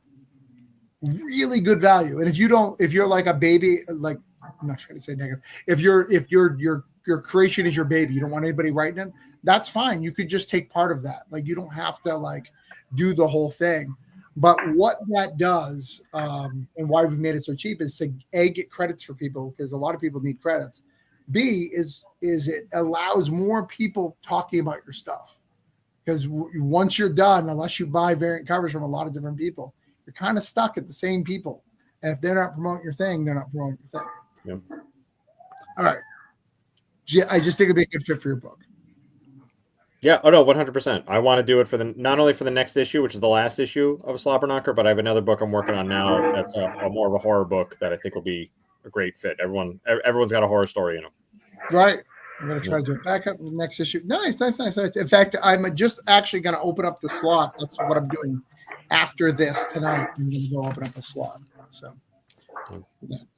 All right. Well, let's see what we got. So next up, so we've got you off our list. I've shared it, by the way. Guys, here, let me get big again. Guys, they still need money. Just because I marked the X on here doesn't mean they don't need more money. So if you see something you like, give them some money.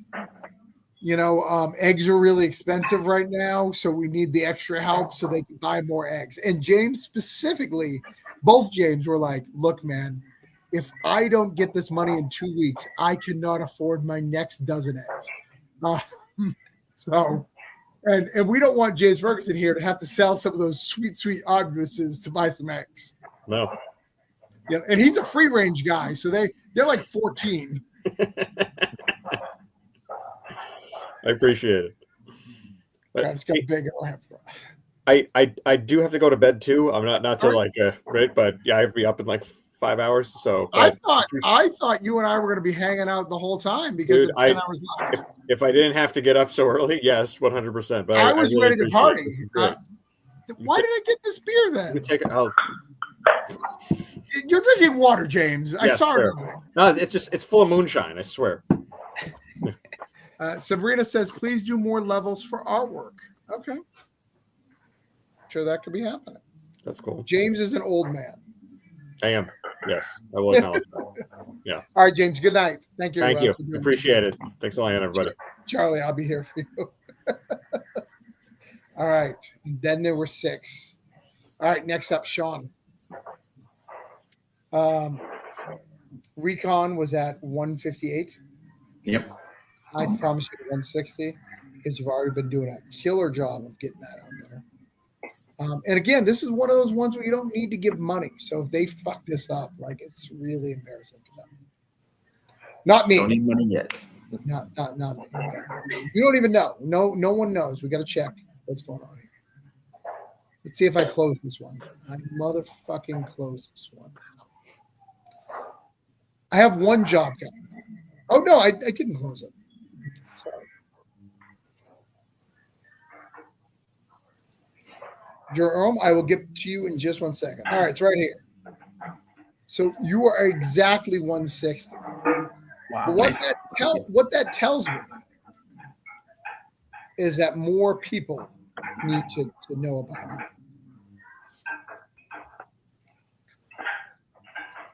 Sounds good. Sounds good to me. Click it. Tell people about it real quick. I'm sure more people can click on this. Guys, you don't have to spend a dime here. All you need to do is click on that. I would like to refresh and at least have one on here. By the way, you probably had an extra one, but then Jerome figured out he couldn't get lettering gig, so he took it off. He hadn't clicked it. It's always funny when you see that, when you see one less all of a sudden. Yeah, it's so weird. I'm like, what did I do? Must have really offended somebody. But yeah, it's robots versus zombies is the easiest way to describe it. It's a lot of fun. The inks are already done for the entire thing. He'll be done with the colors minus the drawing page probably next week, even right before I go live. So it's pretty much done. It's my daughter is in it. So she enjoys. I haven't shown her all the pages because not all of them are appropriate for a 4-year-old to look at with zombies. But she is loving that she is the focal point of my story. And even though I say the robot is me and my son is taking it over, saying he is the robot and no one else. So my kids are loving it. I'm loving it, and I just love his art style too. It's insane to see what he can do. And like you said, how quickly it's done too. He's so good. Yeah. How many pages is this going to be? 24. And so it's a one shot. It's my first time doing a one shot. This would be a one shot universe. So if this one goes well, I have 3 more stories set at different times for the same universe. Somewhat same characters, but I won't go too far into that. But I have more plans for it. So what's the highest you've ever made on Kickstarter? So the last one was my highest. Each one's gone a little higher, and I think that one was 3,700. So, Sean, if you can make it to 5K, can we add 4 more pages? Sure. Yeah, I was actually already thinking about that too as one of the stretch goals. I have a $5,000 stretch goal that I haven't. Whatever you want to do, like whatever. But I'm gonna push for 5K. I will do whatever I can. I will help produce those pages if you need to. If you need me to write something, whatever you need to do. Let's try to get you to 5K this time. Sounds good to me. That was my my real goal. I'm setting it at 3,000. I am setting it higher than I do the other ones. But yeah, my real goal is 5,000. So. All right. Well, if anything I can do with that 5K to help, whether it be put-ups, whether it be, if you want a backup story, whatever you need to do, I'll call in some favors. Cool. Sounds good to me. All right. So we got you off that list. You got to 163. They produced what, nice. They heard me. So let's mark that shit off. All right, Grant, you're next. How you doing, Grant? I'm doing good. You've been quiet. Yeah, I'm. This is past my bedtime, but I'm all right. It's past your bedtime? It is, but that's all right. If you want, you can go in the bedroom and nobody's watching, I'll sing just a quick little melody for you, just to help you go to sleep, just to help. That's helpful. No, it's all right. I'm here. All right. I don't offer that for everyone, Grant. That's just for you, just so you know. I appreciate that. If Vaughn asked for that, I'd be like, no, Vaughn, that's for Grant. So right. I'm good. I've been watching the progress of my thing, and I think you'll be pleasantly surprised. All right. So you were at 2,295 with 85 backers. Right. Let's see where you have what has happened since last time we visited. Okay. That looks good. Yeah. See if we can finish. Yeah, somebody, I'm not going to mention names, but somebody backed for a digital copy, and I believe I did see their name in the chat. So was it Charlie Stickney? I see his head there. He said that. You see his head right there, and he said he backed some stuff. So. Oh, okay. I don't know if we're supposed to technically you're not say who it is, but you're not supposed to say, but I can say that Charlie in the chat said he was backing things, and I can say that his little head is right there. Yeah. Here, look, that little head, the first head up there, that's Charlie Stickney's head. The second one happens to be the other Charlie's head. So Charlie McKevy. So well, that's great, man. So you want to pitch it one more time for those who were late and maybe be interested? Yeah, so this is a modern continuation of the story of Beowulf. This is kind of a prequel / sequel to my comic book from last year. And if you guys are interested in checking out the miniseries, also, we have copies of those that you can get as well. Oh, and like I said, this time around, he's going up against Grendel and Grendel's mother. All right. Yeah, no, it looks fun. A little bit of advice, though, Grant. Like, this part is really boring here. Maybe add an image in between all this. And actually, what I would add, how many issues of Beowulf has there been? 6. Let me show you. And this is not like a brag on mine, but I would do something like this. If you can create one of these. Where's my campaign?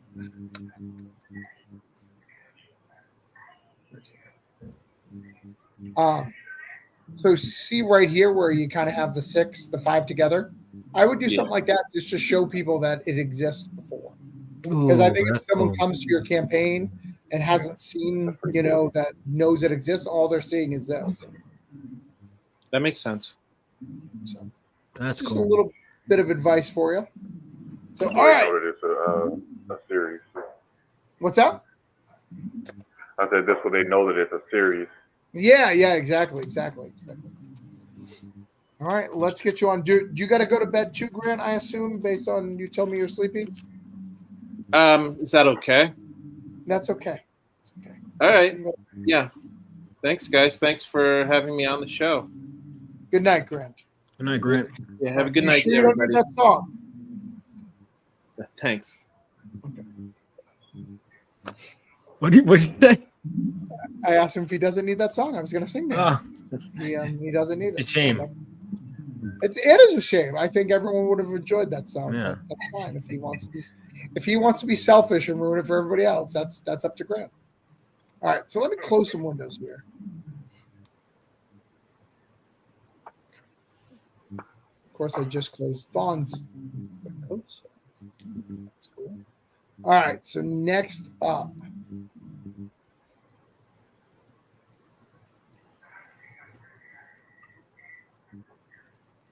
We've got Peter here. Peter, you've got your anime book. I'm not holding that against you.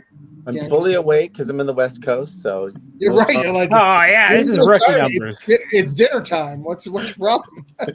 Exactly. I promised you were at 594 with 18 backers. And you were up to, and I promised you the 619, but you killed it tonight. Look at you. Yeah, that's great. Thank you. It seems like people really love that possum, Peter. It's all about the possum. I didn't do anything. It just I wrote the possum. But yeah, that's my book. It's just kind of it started out being like I wrote one story, about a guy, an unlawful guy going to heaven and fighting God, and then it was just like write another story and another, and then I had to stop. I was going to go like 12, 13 stories, and I was like, okay, this is getting expensive. So like all the pages are done, everything's paid for, unless I go color, which then that's going to eat up like everything. So, but I just wanted a fun anime inspired manga book that black and white, easy to print. So it's 135 pages and a lot of different stories and artists and perspectives. Because when I write stuff, I like to see, I'm very lenient on their takes of the story, because even if something's not exactly how I imagine it, I want the artist to kind of have like their interpretation of it. So this was kind of fun to see that, because a lot of different styles. But yeah, we'll see. I definitely made it the Western style. Like some people like their, to be traditional Japanese, turning right to left. But I'm like, this is an American book. Right. I'm not going to do both formats, but so. Yeah, I mean, the only advice I'd give you to campaign is you don't have anything for the collector's market. So, yeah, I would have even if you don't want to do another cover, which I recommend you do another cover, even if you had another pledge level man that says sign. Oh. A signed copy, or or whatever the case would be. Yeah, you don't have that's a good anything at idea. all for the collectors to give you a little bit more money. So you're basically saying the maximum amount of money you can give me is $20. Yeah, that's true. Yeah, but my last one I did like, because I write novels, so I was like, novel tiers and all these extras, and then it was just the wrong market. So then I probably went too simple on this one. I was just like, all right, 3 things, but you're right. I should have had something variant cover, something to kind of allow people who want to give more, and yeah. And I'm sure people would buy that if you have 26 days, you can add one. I'm sure people would buy a possum cover if you added one. Oh yeah, you get a possum cover based on what I've heard here. Yeah, you got to kind of have a campaign that doesn't have a $25 tier. Yeah, I recommend. For me, I recommend a low tier, obviously a $5 tier to get somebody in, because that's the minimum someone will spend, and then I recommend at least having a $20, $25, and $50 tier. 50, yeah. I'm just kind of like trying things out and seeing. It's like my last one was like the goal was 500. I was like, okay, and this one was like 1,000. So you never know. I'm just kind of trying it out and seeing what sticks, and you don't want to go too high, and then what do you do? Okay. But yeah, thank you. Good advice. But I definitely get to mark you off my list. You did it. You killed it. So Bite Your Masters. It's very kinky. Sabrina has some questions here. Sabrina's been doing a whole bunch of stuff. Charlie 100% agrees with me. Sabrina says, is there a centralized resource where you can find information about comic book creators and their appearance at local conventions such as ScootCon or SAC Anime? We're looking for a comprehensive directory of comic book artists we can support at these events in our area rather than just online. There is not, but that should be an idea. And then the worst part is too, like, and maybe I shouldn't. Hold on. Before we get to Sabrina's question, Jerome, you asked a question earlier. I am drinking Chrome Imperial Stout. Chrome's Imperial Stout. It's good stout. No, the only thing that that has any kind of comics thing that's easy to access is League of Comic Book Geeks. So League of Comic Book Geeks will have people promote Kickstarters, but not everybody's on there. It's really like you have to be kind of an upper tier of Kickstarter to even be on that. So meaning that people have backed you and you have several books, because fans you have to have a paid subscription and you have to care about that creator enough to add a profile for them. I mean, I guess you as a publishing company can buy it, but you'd be paying a lot per month. So that's the only thing that has it, but that doesn't really tell you where they're going. Just they're there. But that's a good idea. Charlie says the problem with a consistent indicator is depends highly on the creators themselves to submit info. I'm on League of Comic Geeks. I am as well. I actually have a very good profile on League of Comic Geeks. That just makes me a superhero. Yeah, like I view it as a status symbol, to be honest. I'll be honest. That's true. All right, Vaughn. How's your ADD doing? I think I'm doing well. Okay. Good. I'm happy. Thank you. Well, you helped, so thank you. I appreciate that. All right. So last time we talked, you were still charging $10 for shipping. But the campaign was live. I'll always show shade, man. Always. Should have known. Next time I'll get that but you were at 13. You were at 13. You were the same as the other one. Phenomenal. You were at 350 backers. At 13, I promised to get you to $400 and 14 backers. But you got 17 backers that a day, brother. Yeah. You guys really built it. This is awesome. This is one of my best shows I think I've done. So I appreciate that a lot. And you do a lot of shows, so that means something. Yeah, I get around. Like I said, networking is very important to me. Right. This is my third one today. I'm not even kidding. Oh wow. So but yeah, getting this up, I think it looks great, man. Thank you. I appreciate it. We have to give you $20K for you to do issue 3. Well, that was what I put as a placeholder. It's like basically guarantees that initially it was going to be issue 3 covers reveal. So maybe I should change that to something else. Mean, it's just bold move, Cotton. Well, I don't think so. You give Vaughn $20K. Yeah, I didn't mean it. I'm making issue 3, no matter what. But basically, what that's me saying is, I'm like, I have money now to pay cover artists or whatever to get started. Like, is basically what. It's Vaughn's best one today. He meant. Well, that too. But this is one. Yeah, no. $20K. I didn't mean like. Just to be clear, I'm gonna make an issue 3 regardless. It's just a matter of how fast we can get in production. You're fine. Okay, you're fine. But yeah, you're killing. Why don't you tell people about it for people who were late and didn't know about it? So Phenomenova is a coming-of-age superhero story set 20 years after World War III and follows the next generation of heroes rising up.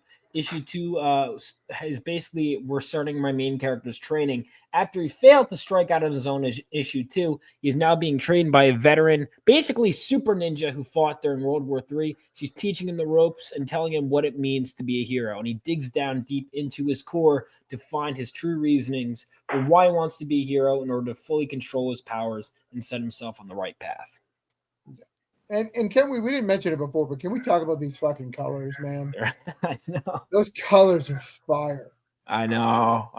Unfortunately, I had to switch interior colorists for this issue just because of deadline reasons. I wanted to get this out. But he got the main cover, and yeah, the covers, I'm very happy with how they came out. And same thing for you too, Vaughn. Go ahead and add I would add like a 1 and 2 at the top to show that it's together. Yeah. Yeah, you got it. Just your logo. What I would do is put issue 1 to the left, issue 2 to the right, and just put your logo because you got a great logo right here at the top of the story. All right, I'll have to do that. Yeah. Well, yeah, it looks good. If you want cool superhero stuff, there's where we're at. All right, cool. So you're killing it, man. Did you just get another one? Did I? Crazy. No, maybe I'm crazy. I did. You did? Vaughn, back. Charlie, no, but I will give you one, Charlie. Oh, Vaughn, Charlie did. Okay, back. Thank you. Give me a bourbon at Baltimore Comic Con. You got it. You got it. I told Charlie I'm only going to Baltimore this year if he can get me in Ringo's, which I've gotten before, so it's not actually that threatening. I'm a Ringo nominated creator, so if you can do that again. Awesome. All right. Dre. Should I call you Andre or Dre? Either or is fine. Because the last Dre I knew used to be a rapper that he doesn't rap anymore, but sometimes he comes out and Eminem still talks about it. That's all I know about the current Dre. Oh, he makes headphones now. Lots of headphones. Speaking of P superheroes, so we had Pantheon #1. You had 2004 to 74. You had 88 backers, and I promised you one backer. Let's see what we've got from you since then. Let's see. Look at that. Wow. Look at that. 290. You're at 2,488. So you made, that's like 25, 26 bucks. But yeah, tell them about it, Dre. Tell them about the book. All right. So Pantheon is a coming of age story. A young Cameroonian Italian teenager ends up getting a mystical artifact, and it allows him to tap into the power of 6 elder gods of the universe. It's a very diverse story. There's a multitude of characters involved in it. And yeah, it's a wholesome story. It's a fun time to read, and there is some tragedy and some real world events in it. But other than that, it's an escape. It's something that people, if they get a hold of, they'll gravitate to. Looks great, man. Yeah, and Devin's a great writer, so you picked great. Charlie said he backed you too.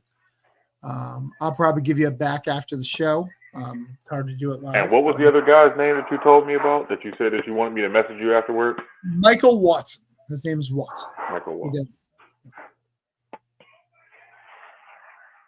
He does a book. Maybe you know his book. It's a book called Hot Shots. Hot Shot? Hot Shot. Yep. He does Hot Shots. Title. Charlie, help me out here. A couple of other books. Hot Shot. He's got like 6 books. Okay. What the hell? Ladies and gentlemen, Randy Watson. What? I mean, Michael Watson. Okay. No, he's got 5-star as another character. Then Vigilance. Okay, I know who 5-star is. Vigilance is in there. And then he's connected to Ace Blade, if you're not familiar with Ace Blade. Okay, yeah, I think I do know who you're talking about, because I want to say he modeled, I think Vigilance is modeled after Bianca Belair in the WWE. She has the long ponytail. Yeah. Yeah, because I've talked to him in one of the groups that I'm in. It's called the Indie Comic Versus group. And we spoke about it, and I was like, it'd be dope to see Bianca Belair cosplay her. And he was like, well, that's actually who inspired this character. So, okay, that's dope. Nice. Yeah. I think you can get that going. Freestyle Comics is really good. Vaughn, that actually might be a good one for you too, because he'll draw your character. His name is Michael Watson.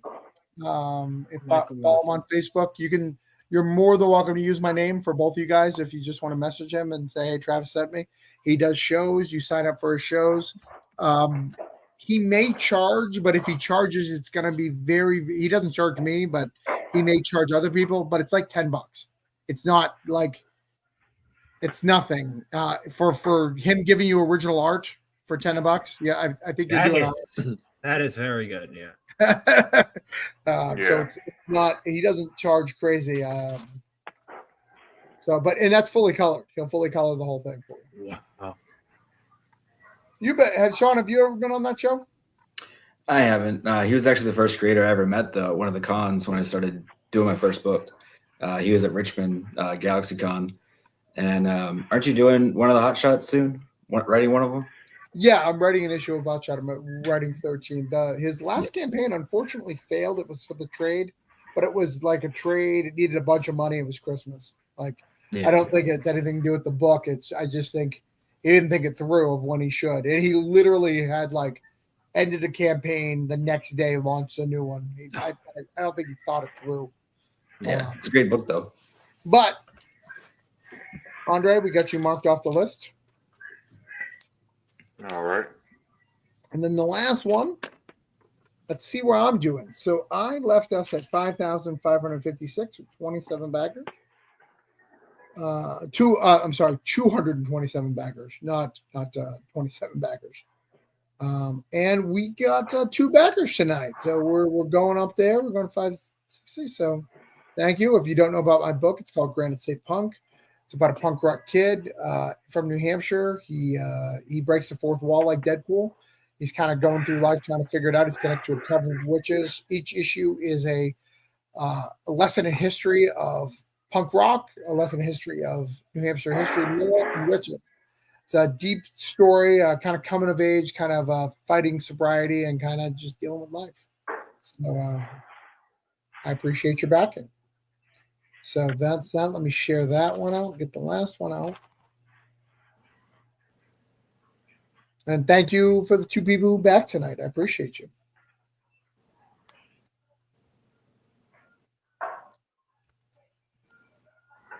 Phil, James was here earlier. He has taken off since, but James was here earlier. All right. Let me make myself big. All right. GSP, Granite State Punk, right here. And that, ladies and gentlemen, is done. Every creator here tonight has got a backer, has been supported, has been shown some love. And most of that love was by my good friend, Charlie.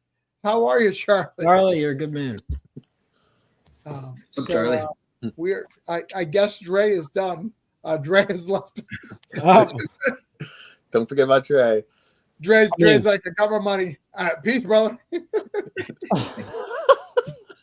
I figured I'd roll up at the end here just for the shit of it, So, but my wife actually went to bed, so I was like, "Well, I got time." Like everything, I will be up till midnight, so we're gonna hang out till midnight. Does anybody have to leave?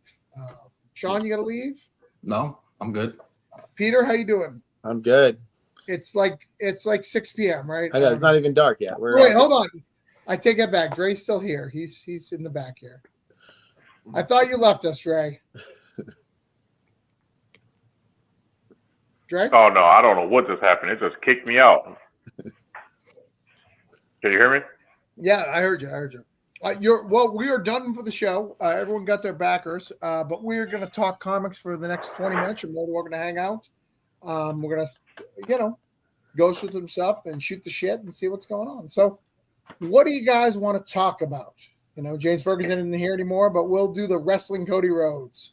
What do you want to talk about? Now, I know a lot of you guys do conventions. Do you guys ever do any West Coast conventions, or how far west? Man, it's too expensive.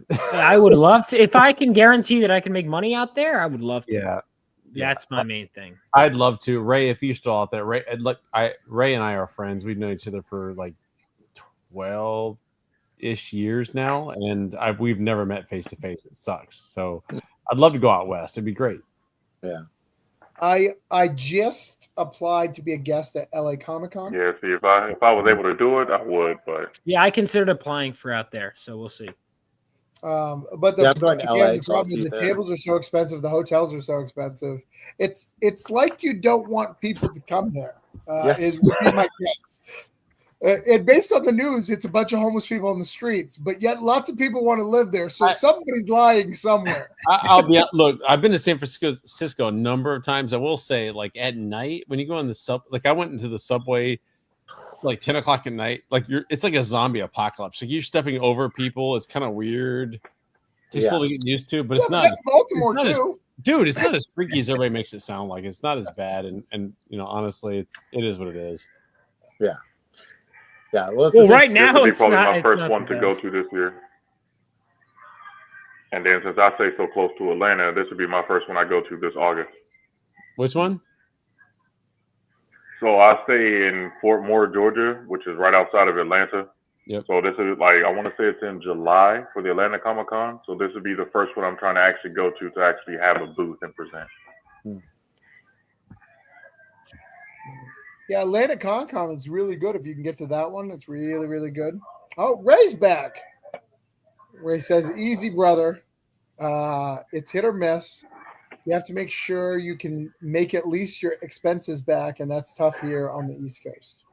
I'll tell you what, if somebody invited me to attend a show and didn't charge me for a table, I'd get my happy ass over there, no problem. So I get invited to San Diego Comic-Con every year, like, and I'm invited there, but I never have a release ready, and maybe it's just because I'm old. I want to have, like, back in the day, I remember going to Newsarama literally for the 3 days of San Diego Comic-Con and refreshing every 3 seconds to get Marvel announcements, every 3 seconds to get the movie or the TV. So I kind of want that. I know it's not the way it works anymore and people don't care anymore as much, but I kind of want to be there for an announcement. I kind of want to save my thing for an announcement on a book. It doesn't have to be like a Marvel or DC book, but like announcement on stuff. And I'm always doing new books. You know, I signed two other books this weekend. Oh, hey, are you in on Vagabond? Yes. Sweet. All right, just double checking. I know at least one other person is on this too. So I just, more pages for you tomorrow, hopefully. Yeah. I actually was thinking about doing Amityville Horror because I don't think anybody's done it, and I think it would be really cool. Doing what horror? Amityville Horror. Are you familiar with the real story? Like, that's a real story that happened. Yeah, that's dope, dude. I think that would be an I'm driven by the house. It's actually pretty cool. That's one of those movies I need to watch. I don't know. It's based Which on one? The You want to watch the original, the Ryan Reynolds? What one you want to watch? Well, which is which is all right? Let me ask you this, because I was going to do the original. Is that considered the better one? Yes. That's what I was going to do. I imagine. Usually that is the case, but there are exceptions. Though seeing Ryan Reynolds like act crazy is not something you see in a lot of movies, so that also has its own rewarding thing. And he is buff. Yeah. Like that's like that was coming off of Blade 3, if I'm not mistaken. So like he had his like Blade. It was. 3. I actually went to the theater to go to see that. Yeah. Okay. I haven't seen that one either because it was just like I grew up with Amityville and the original Poltergeist, Carol Ann, and so in the shitty TV, and so I haven't watched a lot of horror since then because it got to be like torture porn in the 90s, but right. I hated that crap. But I'm old too, Andre. Just for the record, thanks for your service, sir. Oh, well, thank you. I appreciate you. Thank you for your support. I mean, I'm 38, so I'll remember the Poltergeist movie, and I remember the whole when they came running downstairs and that shitty TV was flickering and they yelling Caroline's name and everything. So that's the reason why I laugh. Like, I hated that movie as a kid. No, what got me was that damn steak that was crawling on the countertop with the worms, the maggots on it. I was like, yo, I'm done. In all honesty, I've never had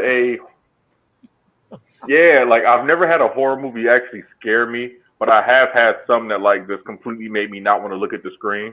And growing up, that was Hellraiser. Hellraiser. Like, people like get, yeah, dude, that movie. I watched it.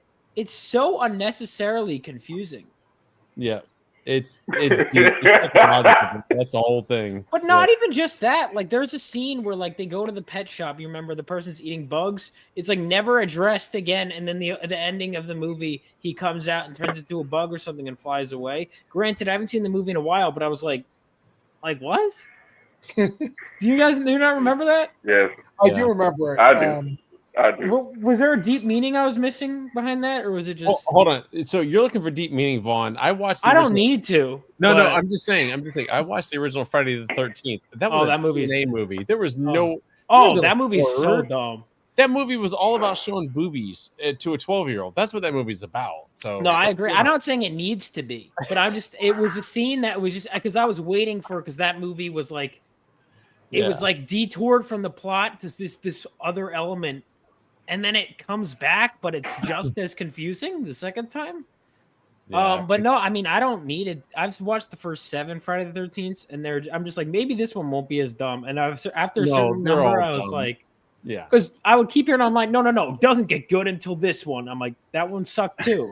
And then at a certain point, I'm like, but I kind of like them. And then it's funny because guys like me go, "Oh, Jason X, like that's stupid." Yeah, that's the thing. People are saying stupid. That. Let's be honest. Like, I was getting them. I'm like, is there one that wasn't stupid so far? Yeah, the one that had it gets to the point where now you just root for the character itself. You can't stand the franchises. It's I know. The character. Well, I hate that's another thing too. Is one of the reasons why I can't have tension in those movies is I want Jason to kill them because they're so unlikable. They're so unlikable. Except for the second one, I actually think had like the best final girl. The second Friday the 13th. Like growing up in the household I was in, everybody was big on slasher movies, and I love them. You know, we would always compare our favorite slasher villain to everybody else's. So mine was always Jason, just because I liked not his story, like his story was retarded, but I liked the concept that he was a wraith, he was brought back to life, and he was pretty much nigh invulnerable and couldn't be stopped. The one I couldn't stand was Freddy. Like I'm a comic creator, so in my mind, hell, when I go to sleep, I'm Goku in my dreams. So if Freddy come walking in my dreams with his Christmas sweater, he getting beat up. No, like, did you like beat up real bad too? Freddy is the Drake of. No, I couldn't. Yes, I hate Freddy. Like I love Freddy. And people be like, "Oh, he's so." Yeah, what Drake? I've seen Mike. Halloween is my favorite horror movie of all time. And now horror. Halloween is good, but like Halloween's good shit. Freddy and Chucky, they gotta go. What? I love Chucky. I love Chucky was cool. So for me, my favorite is Scream. I'm a commentary guy. I love commentary. So if you give me commentary in anything, like I'm gonna dig on that. In fact, I'm going through a rewatch right now. Matthew Lillard announcement. Because I have such a wild imagination, even at my age now, my imagination just be going through the ringer. And dealing with like 75th Ranger Battalion and search and rescue, shit like that, I put myself in those scenarios. So then I always think like, I wish Michael Myers would run over here. Like he gonna catch hell coming into my house. He gonna catch. Yeah. I think I got a gun in every room. Like he gonna catch absolute hell coming in here. One of my dream movies, the first screenplay I ever finished was a slasher. Like it's still in my dream because I went to film school. It's still in my dream to one day make a slasher movie. Eventually, you know, I've taken a bit of a detour, but oh my god, like I love slasher movies. Don't get me wrong. Big. How you feel about the Terrifier? Oh, all right. I have this actually right here. Terrifier 3, I do think went a little too far into gore porn, personally. I think the second one is better. I think the second one is already greenlit the fourth one. I'm excited for it. The second one is probably objectively one of the best. If you want to even argue it's the best slash movie of all time, I don't know if I'd be able to fault you. Mine's still Halloween, but Terrifier 2 is like amazing. The third one I was a little disappointed because they set the bar so high with the second one. So I have what kind of threw me off what it was, I expected him to stick with like knives and melee weapons throughout the entire series. It's one particular scene where he gets knocked to the ground and he just pulls out a random Glock out of nowhere and just guns like he just pulls out a random Glock and just guns this lady down in this parking garage, like this mechanic garage. And I'm like, wait, he's been using knives for the last hour. Yeah, he's been using knives for like the last hour, and he just randomly shoots this lady down. And he didn't shoot her like one or two times. Oh no, he emptied the clip on her. Yeah, that was the main character too. I was like, oh, we still. Yeah, and I thought she was the main character. Like, you know, you see movies and the character is doing stuff, and you think they're gonna live. No, she gets gunned down an hour and a half into the movie. Not even. Yeah, no, it was like 40 minutes, and then I'm like, I was checking the runtime, like, oh, who is he gonna kill? Okay, I mean, I guess there's someone else you could like kill. Yeah. So, random fact about me. So, growing up, I was never scared of any horror movie except for, and probably only Charlie's old enough to know this film. Do you remember Troll? It shouldn't be scary, but something about a little guy, that little ball, and that bro. It's that creepy stuff that got you. Is when in the 80s we did creepy, like we would set shit up and make you want to like pull your blanket and tuck it under every aspect of you the rest of your life. Right. Yeah. You said Troll? Yeah. Ray loved it too. Right. Ray loved Troll. Yeah, or like the second Wizard of Oz movie. That one was like creepy as fuck. Oh, dude, that stuff was so weird. We had all kinds of crazy stuff though. We had like Troll, we had Leprechaun. Before it got stupid, it was crazy, creepy, weird. What else? Don't do any shit to Leprechaun in the Hood. Like I will fucking throw down. I need to see Leprechaun. That's one of those franchises I never watched. What else? We had the earlier ones are better. What's the name of the one movie with the? Is it Attack of Killer Clowns from Outer Space, or is it Killer Clowns? Oh, Killer where the Clowns clown from Outer punches Space. the dude's head off? Killer Clowns from Outer Space. Great film. Bro, I mean, it's that not, junk but it is so dark, deep, sarcastic. It's everything perfect that a movie should be. It does not take itself seriously. It is like it knows what it is. It's a B horror movie to the nth degree. It's perfect. And then it was the other movie that had I can't remember the name of it, but it was a tall mortician. He was dressed in all black, and whenever people would come into his funeral parlor, they would get chased by these small silver spheres that had 3 spikes coming out of them. What? That is very specific. Yeah. So I feel like if I don't, It was. I want to say, and he was like the creepiest looking old dude ever. I want to say it was like the Phantasm or something. It was called. Oh, Phantasm. Yeah. Ray. I couldn't stand that tall white dude. Man. Like he looked so creepy, and he was real pale, and like his hair was like mid long. And growing up, it was like, imagine if he was standing in your doorway in the dark. I thought he was describing me for a second there, but my hair is short.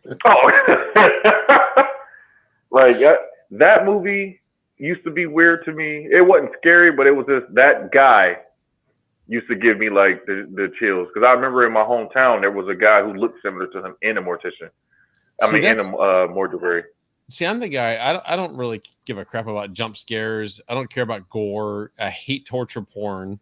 Mm-hmm. I love stuff that makes you like creep out. Like like, dude. The Thing.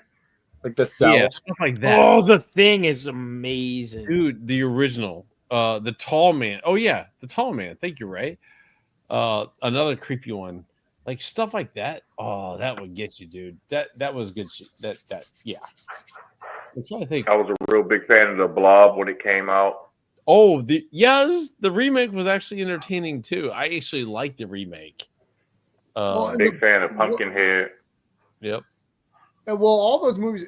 Have you ever read the So there's a comic that Cullen Bunn did of Pumpkinhead that is fantastic. No, I've never. I highly recommend you pick it up. It No, Cullen's a good writer, so yeah, I'd read it. I didn't even know that there was a comic for Pumpkinhead. Yeah, there is. It's wild. Actually, like if you go back, they're really expensive, but like there used to be a Child's Play series as well. There's a Child's Play issue where he invades Universal Studios. It's fantastic. Oh man, by Jaws. It's so good. Dude, I love Chucky. Was the first one that scared me when I was little. I didn't even see the movie, the cover. I think it was because it was just something about him scared the crap out of me. And I think part of why I was disappointed about Friday the 13th, was because Jason, of all the backstories, because I wasn't allowed to watch any of them, the one that scared me the most was, he was drowned and then he came back to get revenge on the counselors. And so in my head, because I was like R-rated, was like, that's the top tier. I was like, this is going to be the scariest thing ever. And by the time I watched it, I was like, oh, that was pretty dumb. Well, and like Jason leaves you with Jason leaves you with so unanswered questions. Like, how did he become an adult? He was like, has he been growing underneath the ocean? Like, yeah, what was he doing? Like, how is he getting so buff? And then most of, only about half of the movies they explain why he came back. The other half they just ignore it and just like walk out of the water.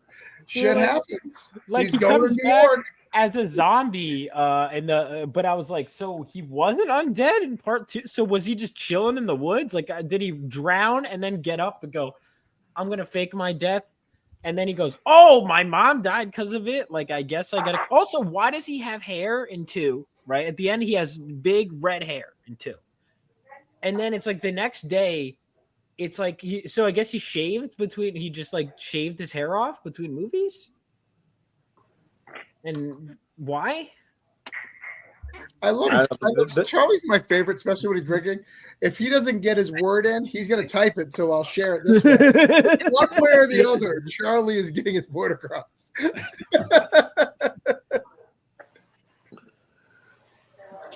Like growing up, some of those movies just used to throw me for a loop. Like, what's another one that I just couldn't wrap my head around? It was it. So I had to actually read the books later on in life about that, and then how I read like the Dark Tower and stuff like that, and how I found out that it isn't actually a clown. Right. He's a cosmic entity that inspires fear, and the only thing he's scared of is a giant turtle that has universes on his back named Maturin. Like, where did they get this horror movie from? From this? Is there not the clown in the book? No, the clown's in the book, but it's he Mm-hmm. is shapeshifts into the clown. But that's that's just an aspect of him. He's a god of chaos. Like, he's a massive being that his rival is a turtle that has universes on its back. And the reason why in like the Dairy series, how it makes it seem like he's gone forever, X amount of years before he comes back, because that's how long it takes for that turtle to leave our solar system and come back. So I've got a story for you, Charlie. Based off your comment here about making out with girlfriends. So in high school, I was a huge film buff. I went to film school. I have a film degree. So I went to see Titanic with this really hot girl that I really love. She was my fiance for a bit. Like, we almost got married, like the whole thing. And we watched that 3-hour movie, and I didn't touch her once. And she was furious at me when we got out. She's like, "Why the fuck are you taking me to a 3-hour movie if we're not going to make out?" And I'm like, "Honey, this is James Cameron. We can make out."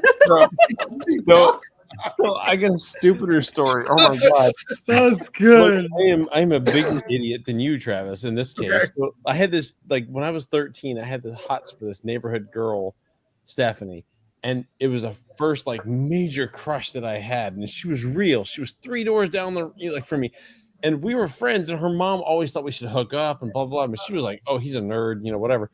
And so we never hooked up. Well, I did my thing in high school, whatever. And then, like, our junior year in high school, or so middle school through high school, and then our junior year in high school, she calls me. She goes, "Hey, my parents left. They're gone for a few hours, and Gleaming the Cube is going to be on HBO." And I was like, "Bro, I haven't seen that yet. Let's go." So I go to her house. Now, listen, I actually grabbed a condom and went thinking, "Oh, I'm gonna score," but I watched the whole stupid movie, and then at the end of the movie, the credits start rolling, and she grabs me and kisses me and puts my hand on her boob, and then I realized, oh, I should have been doing this the whole time. All right. So and then wait, and then lights flash into the front door. Her parents come home. I gotta run out the back door. I'm like, bro, I lost all opportunity to get with a girl I had the greatest hots for. So she never got back interested in you? Huh? And she never got back to you?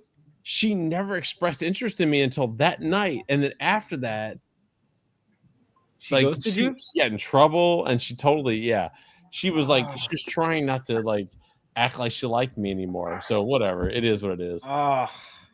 Oh, that's something okay. Something like that actually happened to me. Like, I scored almost way bigger. verbatim. Travis knows my wife. I scored way bigger than that girl ever. But is she in the comments? Your wife? No, she's not.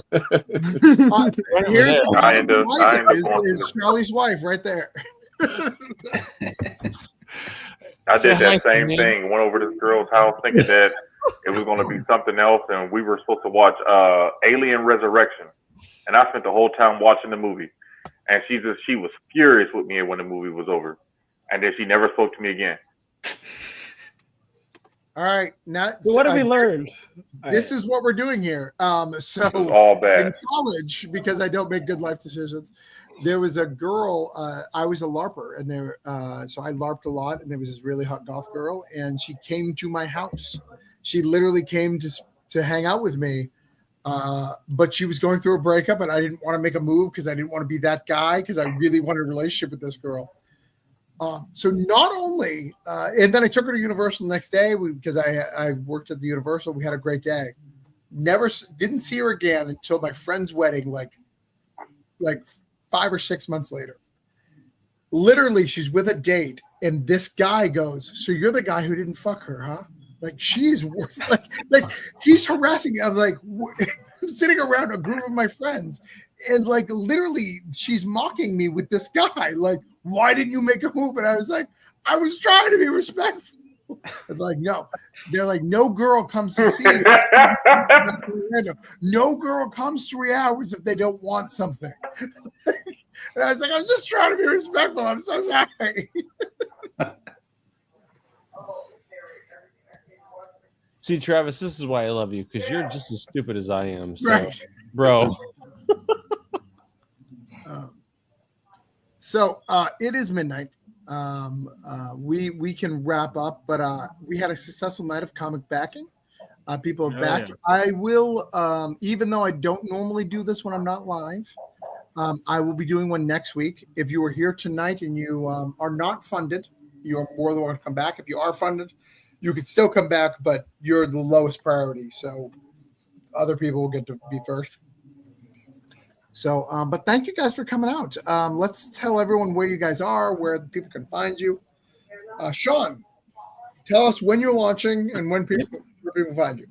So Tuesday, 11 a.m. Eastern time, I'll be live, and I am everywhere under Sean Wood _writer. Twitter, Facebook, Reddit, TikTok, even Blue Sky, all those. Peter, you have 26 days left to go for the Bite Your Masters, but tell us where else they can find you. I'm on Instagram, Blue Sky, Facebook, under P.A. Wyckoff, Peter Aki Wyckoff. That's one of my names. But yeah, that's just kind of my pen name, and I just kept it. And then now people come up to me and they're like, "Hey, P.A." I'm like, shit. So, but See, yeah, if you didn't live in California, no one would give you that joke though. yeah. Yeah. Andre, where can people find you? All right, so you can find me on Facebook, TikTok, or Instagram underneath Omni Comics. And he's only got 6 days left to go, guys, and he is he's not quite at halfway. So he really needs your help. So if you see it, share it, like it, back it, do what you can. In fact, I'm going to back it right now. Charlie, tell people where to find you. Me, I'm just here for fun. You can usually find me at Charlie McKelvey, except for Instagram, which is charlie.mckelvey because meta's stupid. But other than that, yeah, find me wherever. So I'm all over the place. And you're live next week too, aren't you? With Rook? Yeah, I launch Rook Tuesday next week. So thank you, Sean. I'm going to see you next week, next Thursday. Yeah, I'll be there. All right. Vaughn, where can people find you? Yeah, so you can find me on I'm everywhere. I'm on TikTok, I'm on Instagram, I'm on YouTube. This is my name, Vaughn Coleman. I'm on Twitter, I'm on Facebook. Find me, wherever. You can go to my website, Rebel Oasis Studios, and join the email list. That will help out. But yeah, YouTube is one of the best ways. I'm inconsistent, but I try and stream. But usually, lately, I've been writing, a lot. So, but yeah, find me on all the social. Vaughn is me calling it Twitter. I said, come on, you weren't even subtle.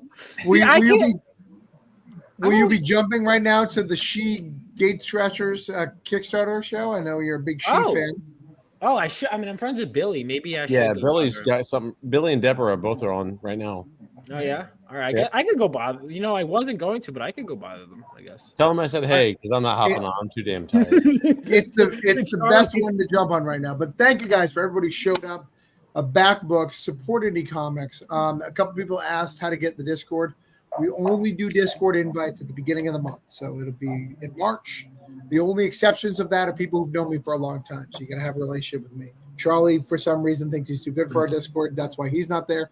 But everybody else can.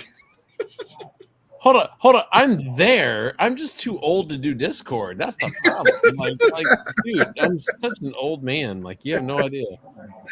But yeah, if you want to be part of it, just message me at the beginning of the month. Obviously, that accepts it if we have a strong friendship. But other than that, come in at the end of the month, or I randomly just sent a whole bunch of invites out for some stupid reason. But most of the time, we invite 10 people a month. It's a good community if you want to get part of that and join and grow your craft. Evan says good times. Then Charlie, now you don't have room because you're always eating expensive popcorn there. I think he's talking about the movies and being $5. Charlie replied, laugh out loud. Who eats popcorn where there's a hot, horny chick next to it? Hi, Susan. What if you touch hands in the popcorn bucket? Those start things. Right. So, dude, hang on. I just remembered a story. There's this one chick where I wanted to see. Well, there wasn't really much of a story because I think I kind of made the right call here. But this one chick was like clearly flirting with me in class. It was in college, and we went to see Scream 5. And every time the scare happens, she gets scared, and I'm like, because I start doing the thing. Well, is she into me? Is she not? So I'm like, so the whole time she kept doing this, and I was like, I didn't put my arm around her whole time, right? And then we get there, we have dinner, things are good. I think we have chemistry. And then halfway through, like she's dropping hints, and then she goes, yes, I'm like my boyfriend, kind of. I'm like, what do you mean kind of? And I'm like, anyway, that was the whole thing. But it wasn't as bad as yours, Charlie, to be fair, because I got actual mixed signals. But it did remind me. That's not a mixed. See, that's the thing. I got to teach the young guys, Travis. So look, that's not a mixed signal. When they say I have a boyfriend, kinda, they are probably dating this guy, but they're not into him. They're into you, and so you need to lasso that cow and pull that thing in. Like, you know what I'm saying? Like, or she's mad at her boyfriend, and that's the reason why she's talking to you. Facts. Or we don't know. Or her mom likes the guy, and so she's stuck with the guy. But you got to go, bro. This is the guy. That's what you got to do. Just saying. Wise man. Or you could have just cut ties and chose violence and left her where y'all was at. Oh, that was 3 years ago. So I think I left. That wound's still fresh. That was 3 years ago. Man, Vaughn missed his chance to get married. So that's okay. Next time. Wise men say just because they have a goalie doesn't mean you can't score for a goal. All right, noted. But to prove that I haven't learned a thing, it's Valentine's Day tomorrow, and I'm taking my two best friends and my wife out to just get married. So clearly, I have learned. No, what that proves to you is Heather's your best friend, and you guys are having a good time. So no worries. Yeah, I know better. Yeah, I'm not leaving that woman like nothing. No, and if you do, I'd kick you in the pants and tell you you're an idiot. So. I mean, really, you should just murder me. Like I've already gone down the wrong path. There's really nothing left for me. I'm already making bad decisions. Actually, Suzanne might murder you for us both. Yeah, so I mean, and let's be clear, and I'll say it for the record, just in case you need it for video prospect. If for some reason she's leaving me, or something bad happens, it was my fault. I don't care what I tell you. Like, I'm lying. It was my fault. I am sure that I didn't. 100%. Right, don't agree listen with that. And my wife Travis is a fucking liar. Don't listen to him. Travis, you can't hear Suzanne. She over here giggles. She's like, "Yes, that's true." Right. She's totally on board with that. Right. She's a fucking saint, and I'm a piece of shit. So I do my best. Same. You and I are in the same boat, brother. All right, fellas. I love you guys. See you guys next week. We'll sell some more comics. All right. Bye, guys. All right. Thank you. All right. Appreciate you guys. Thanks for having me. No problem.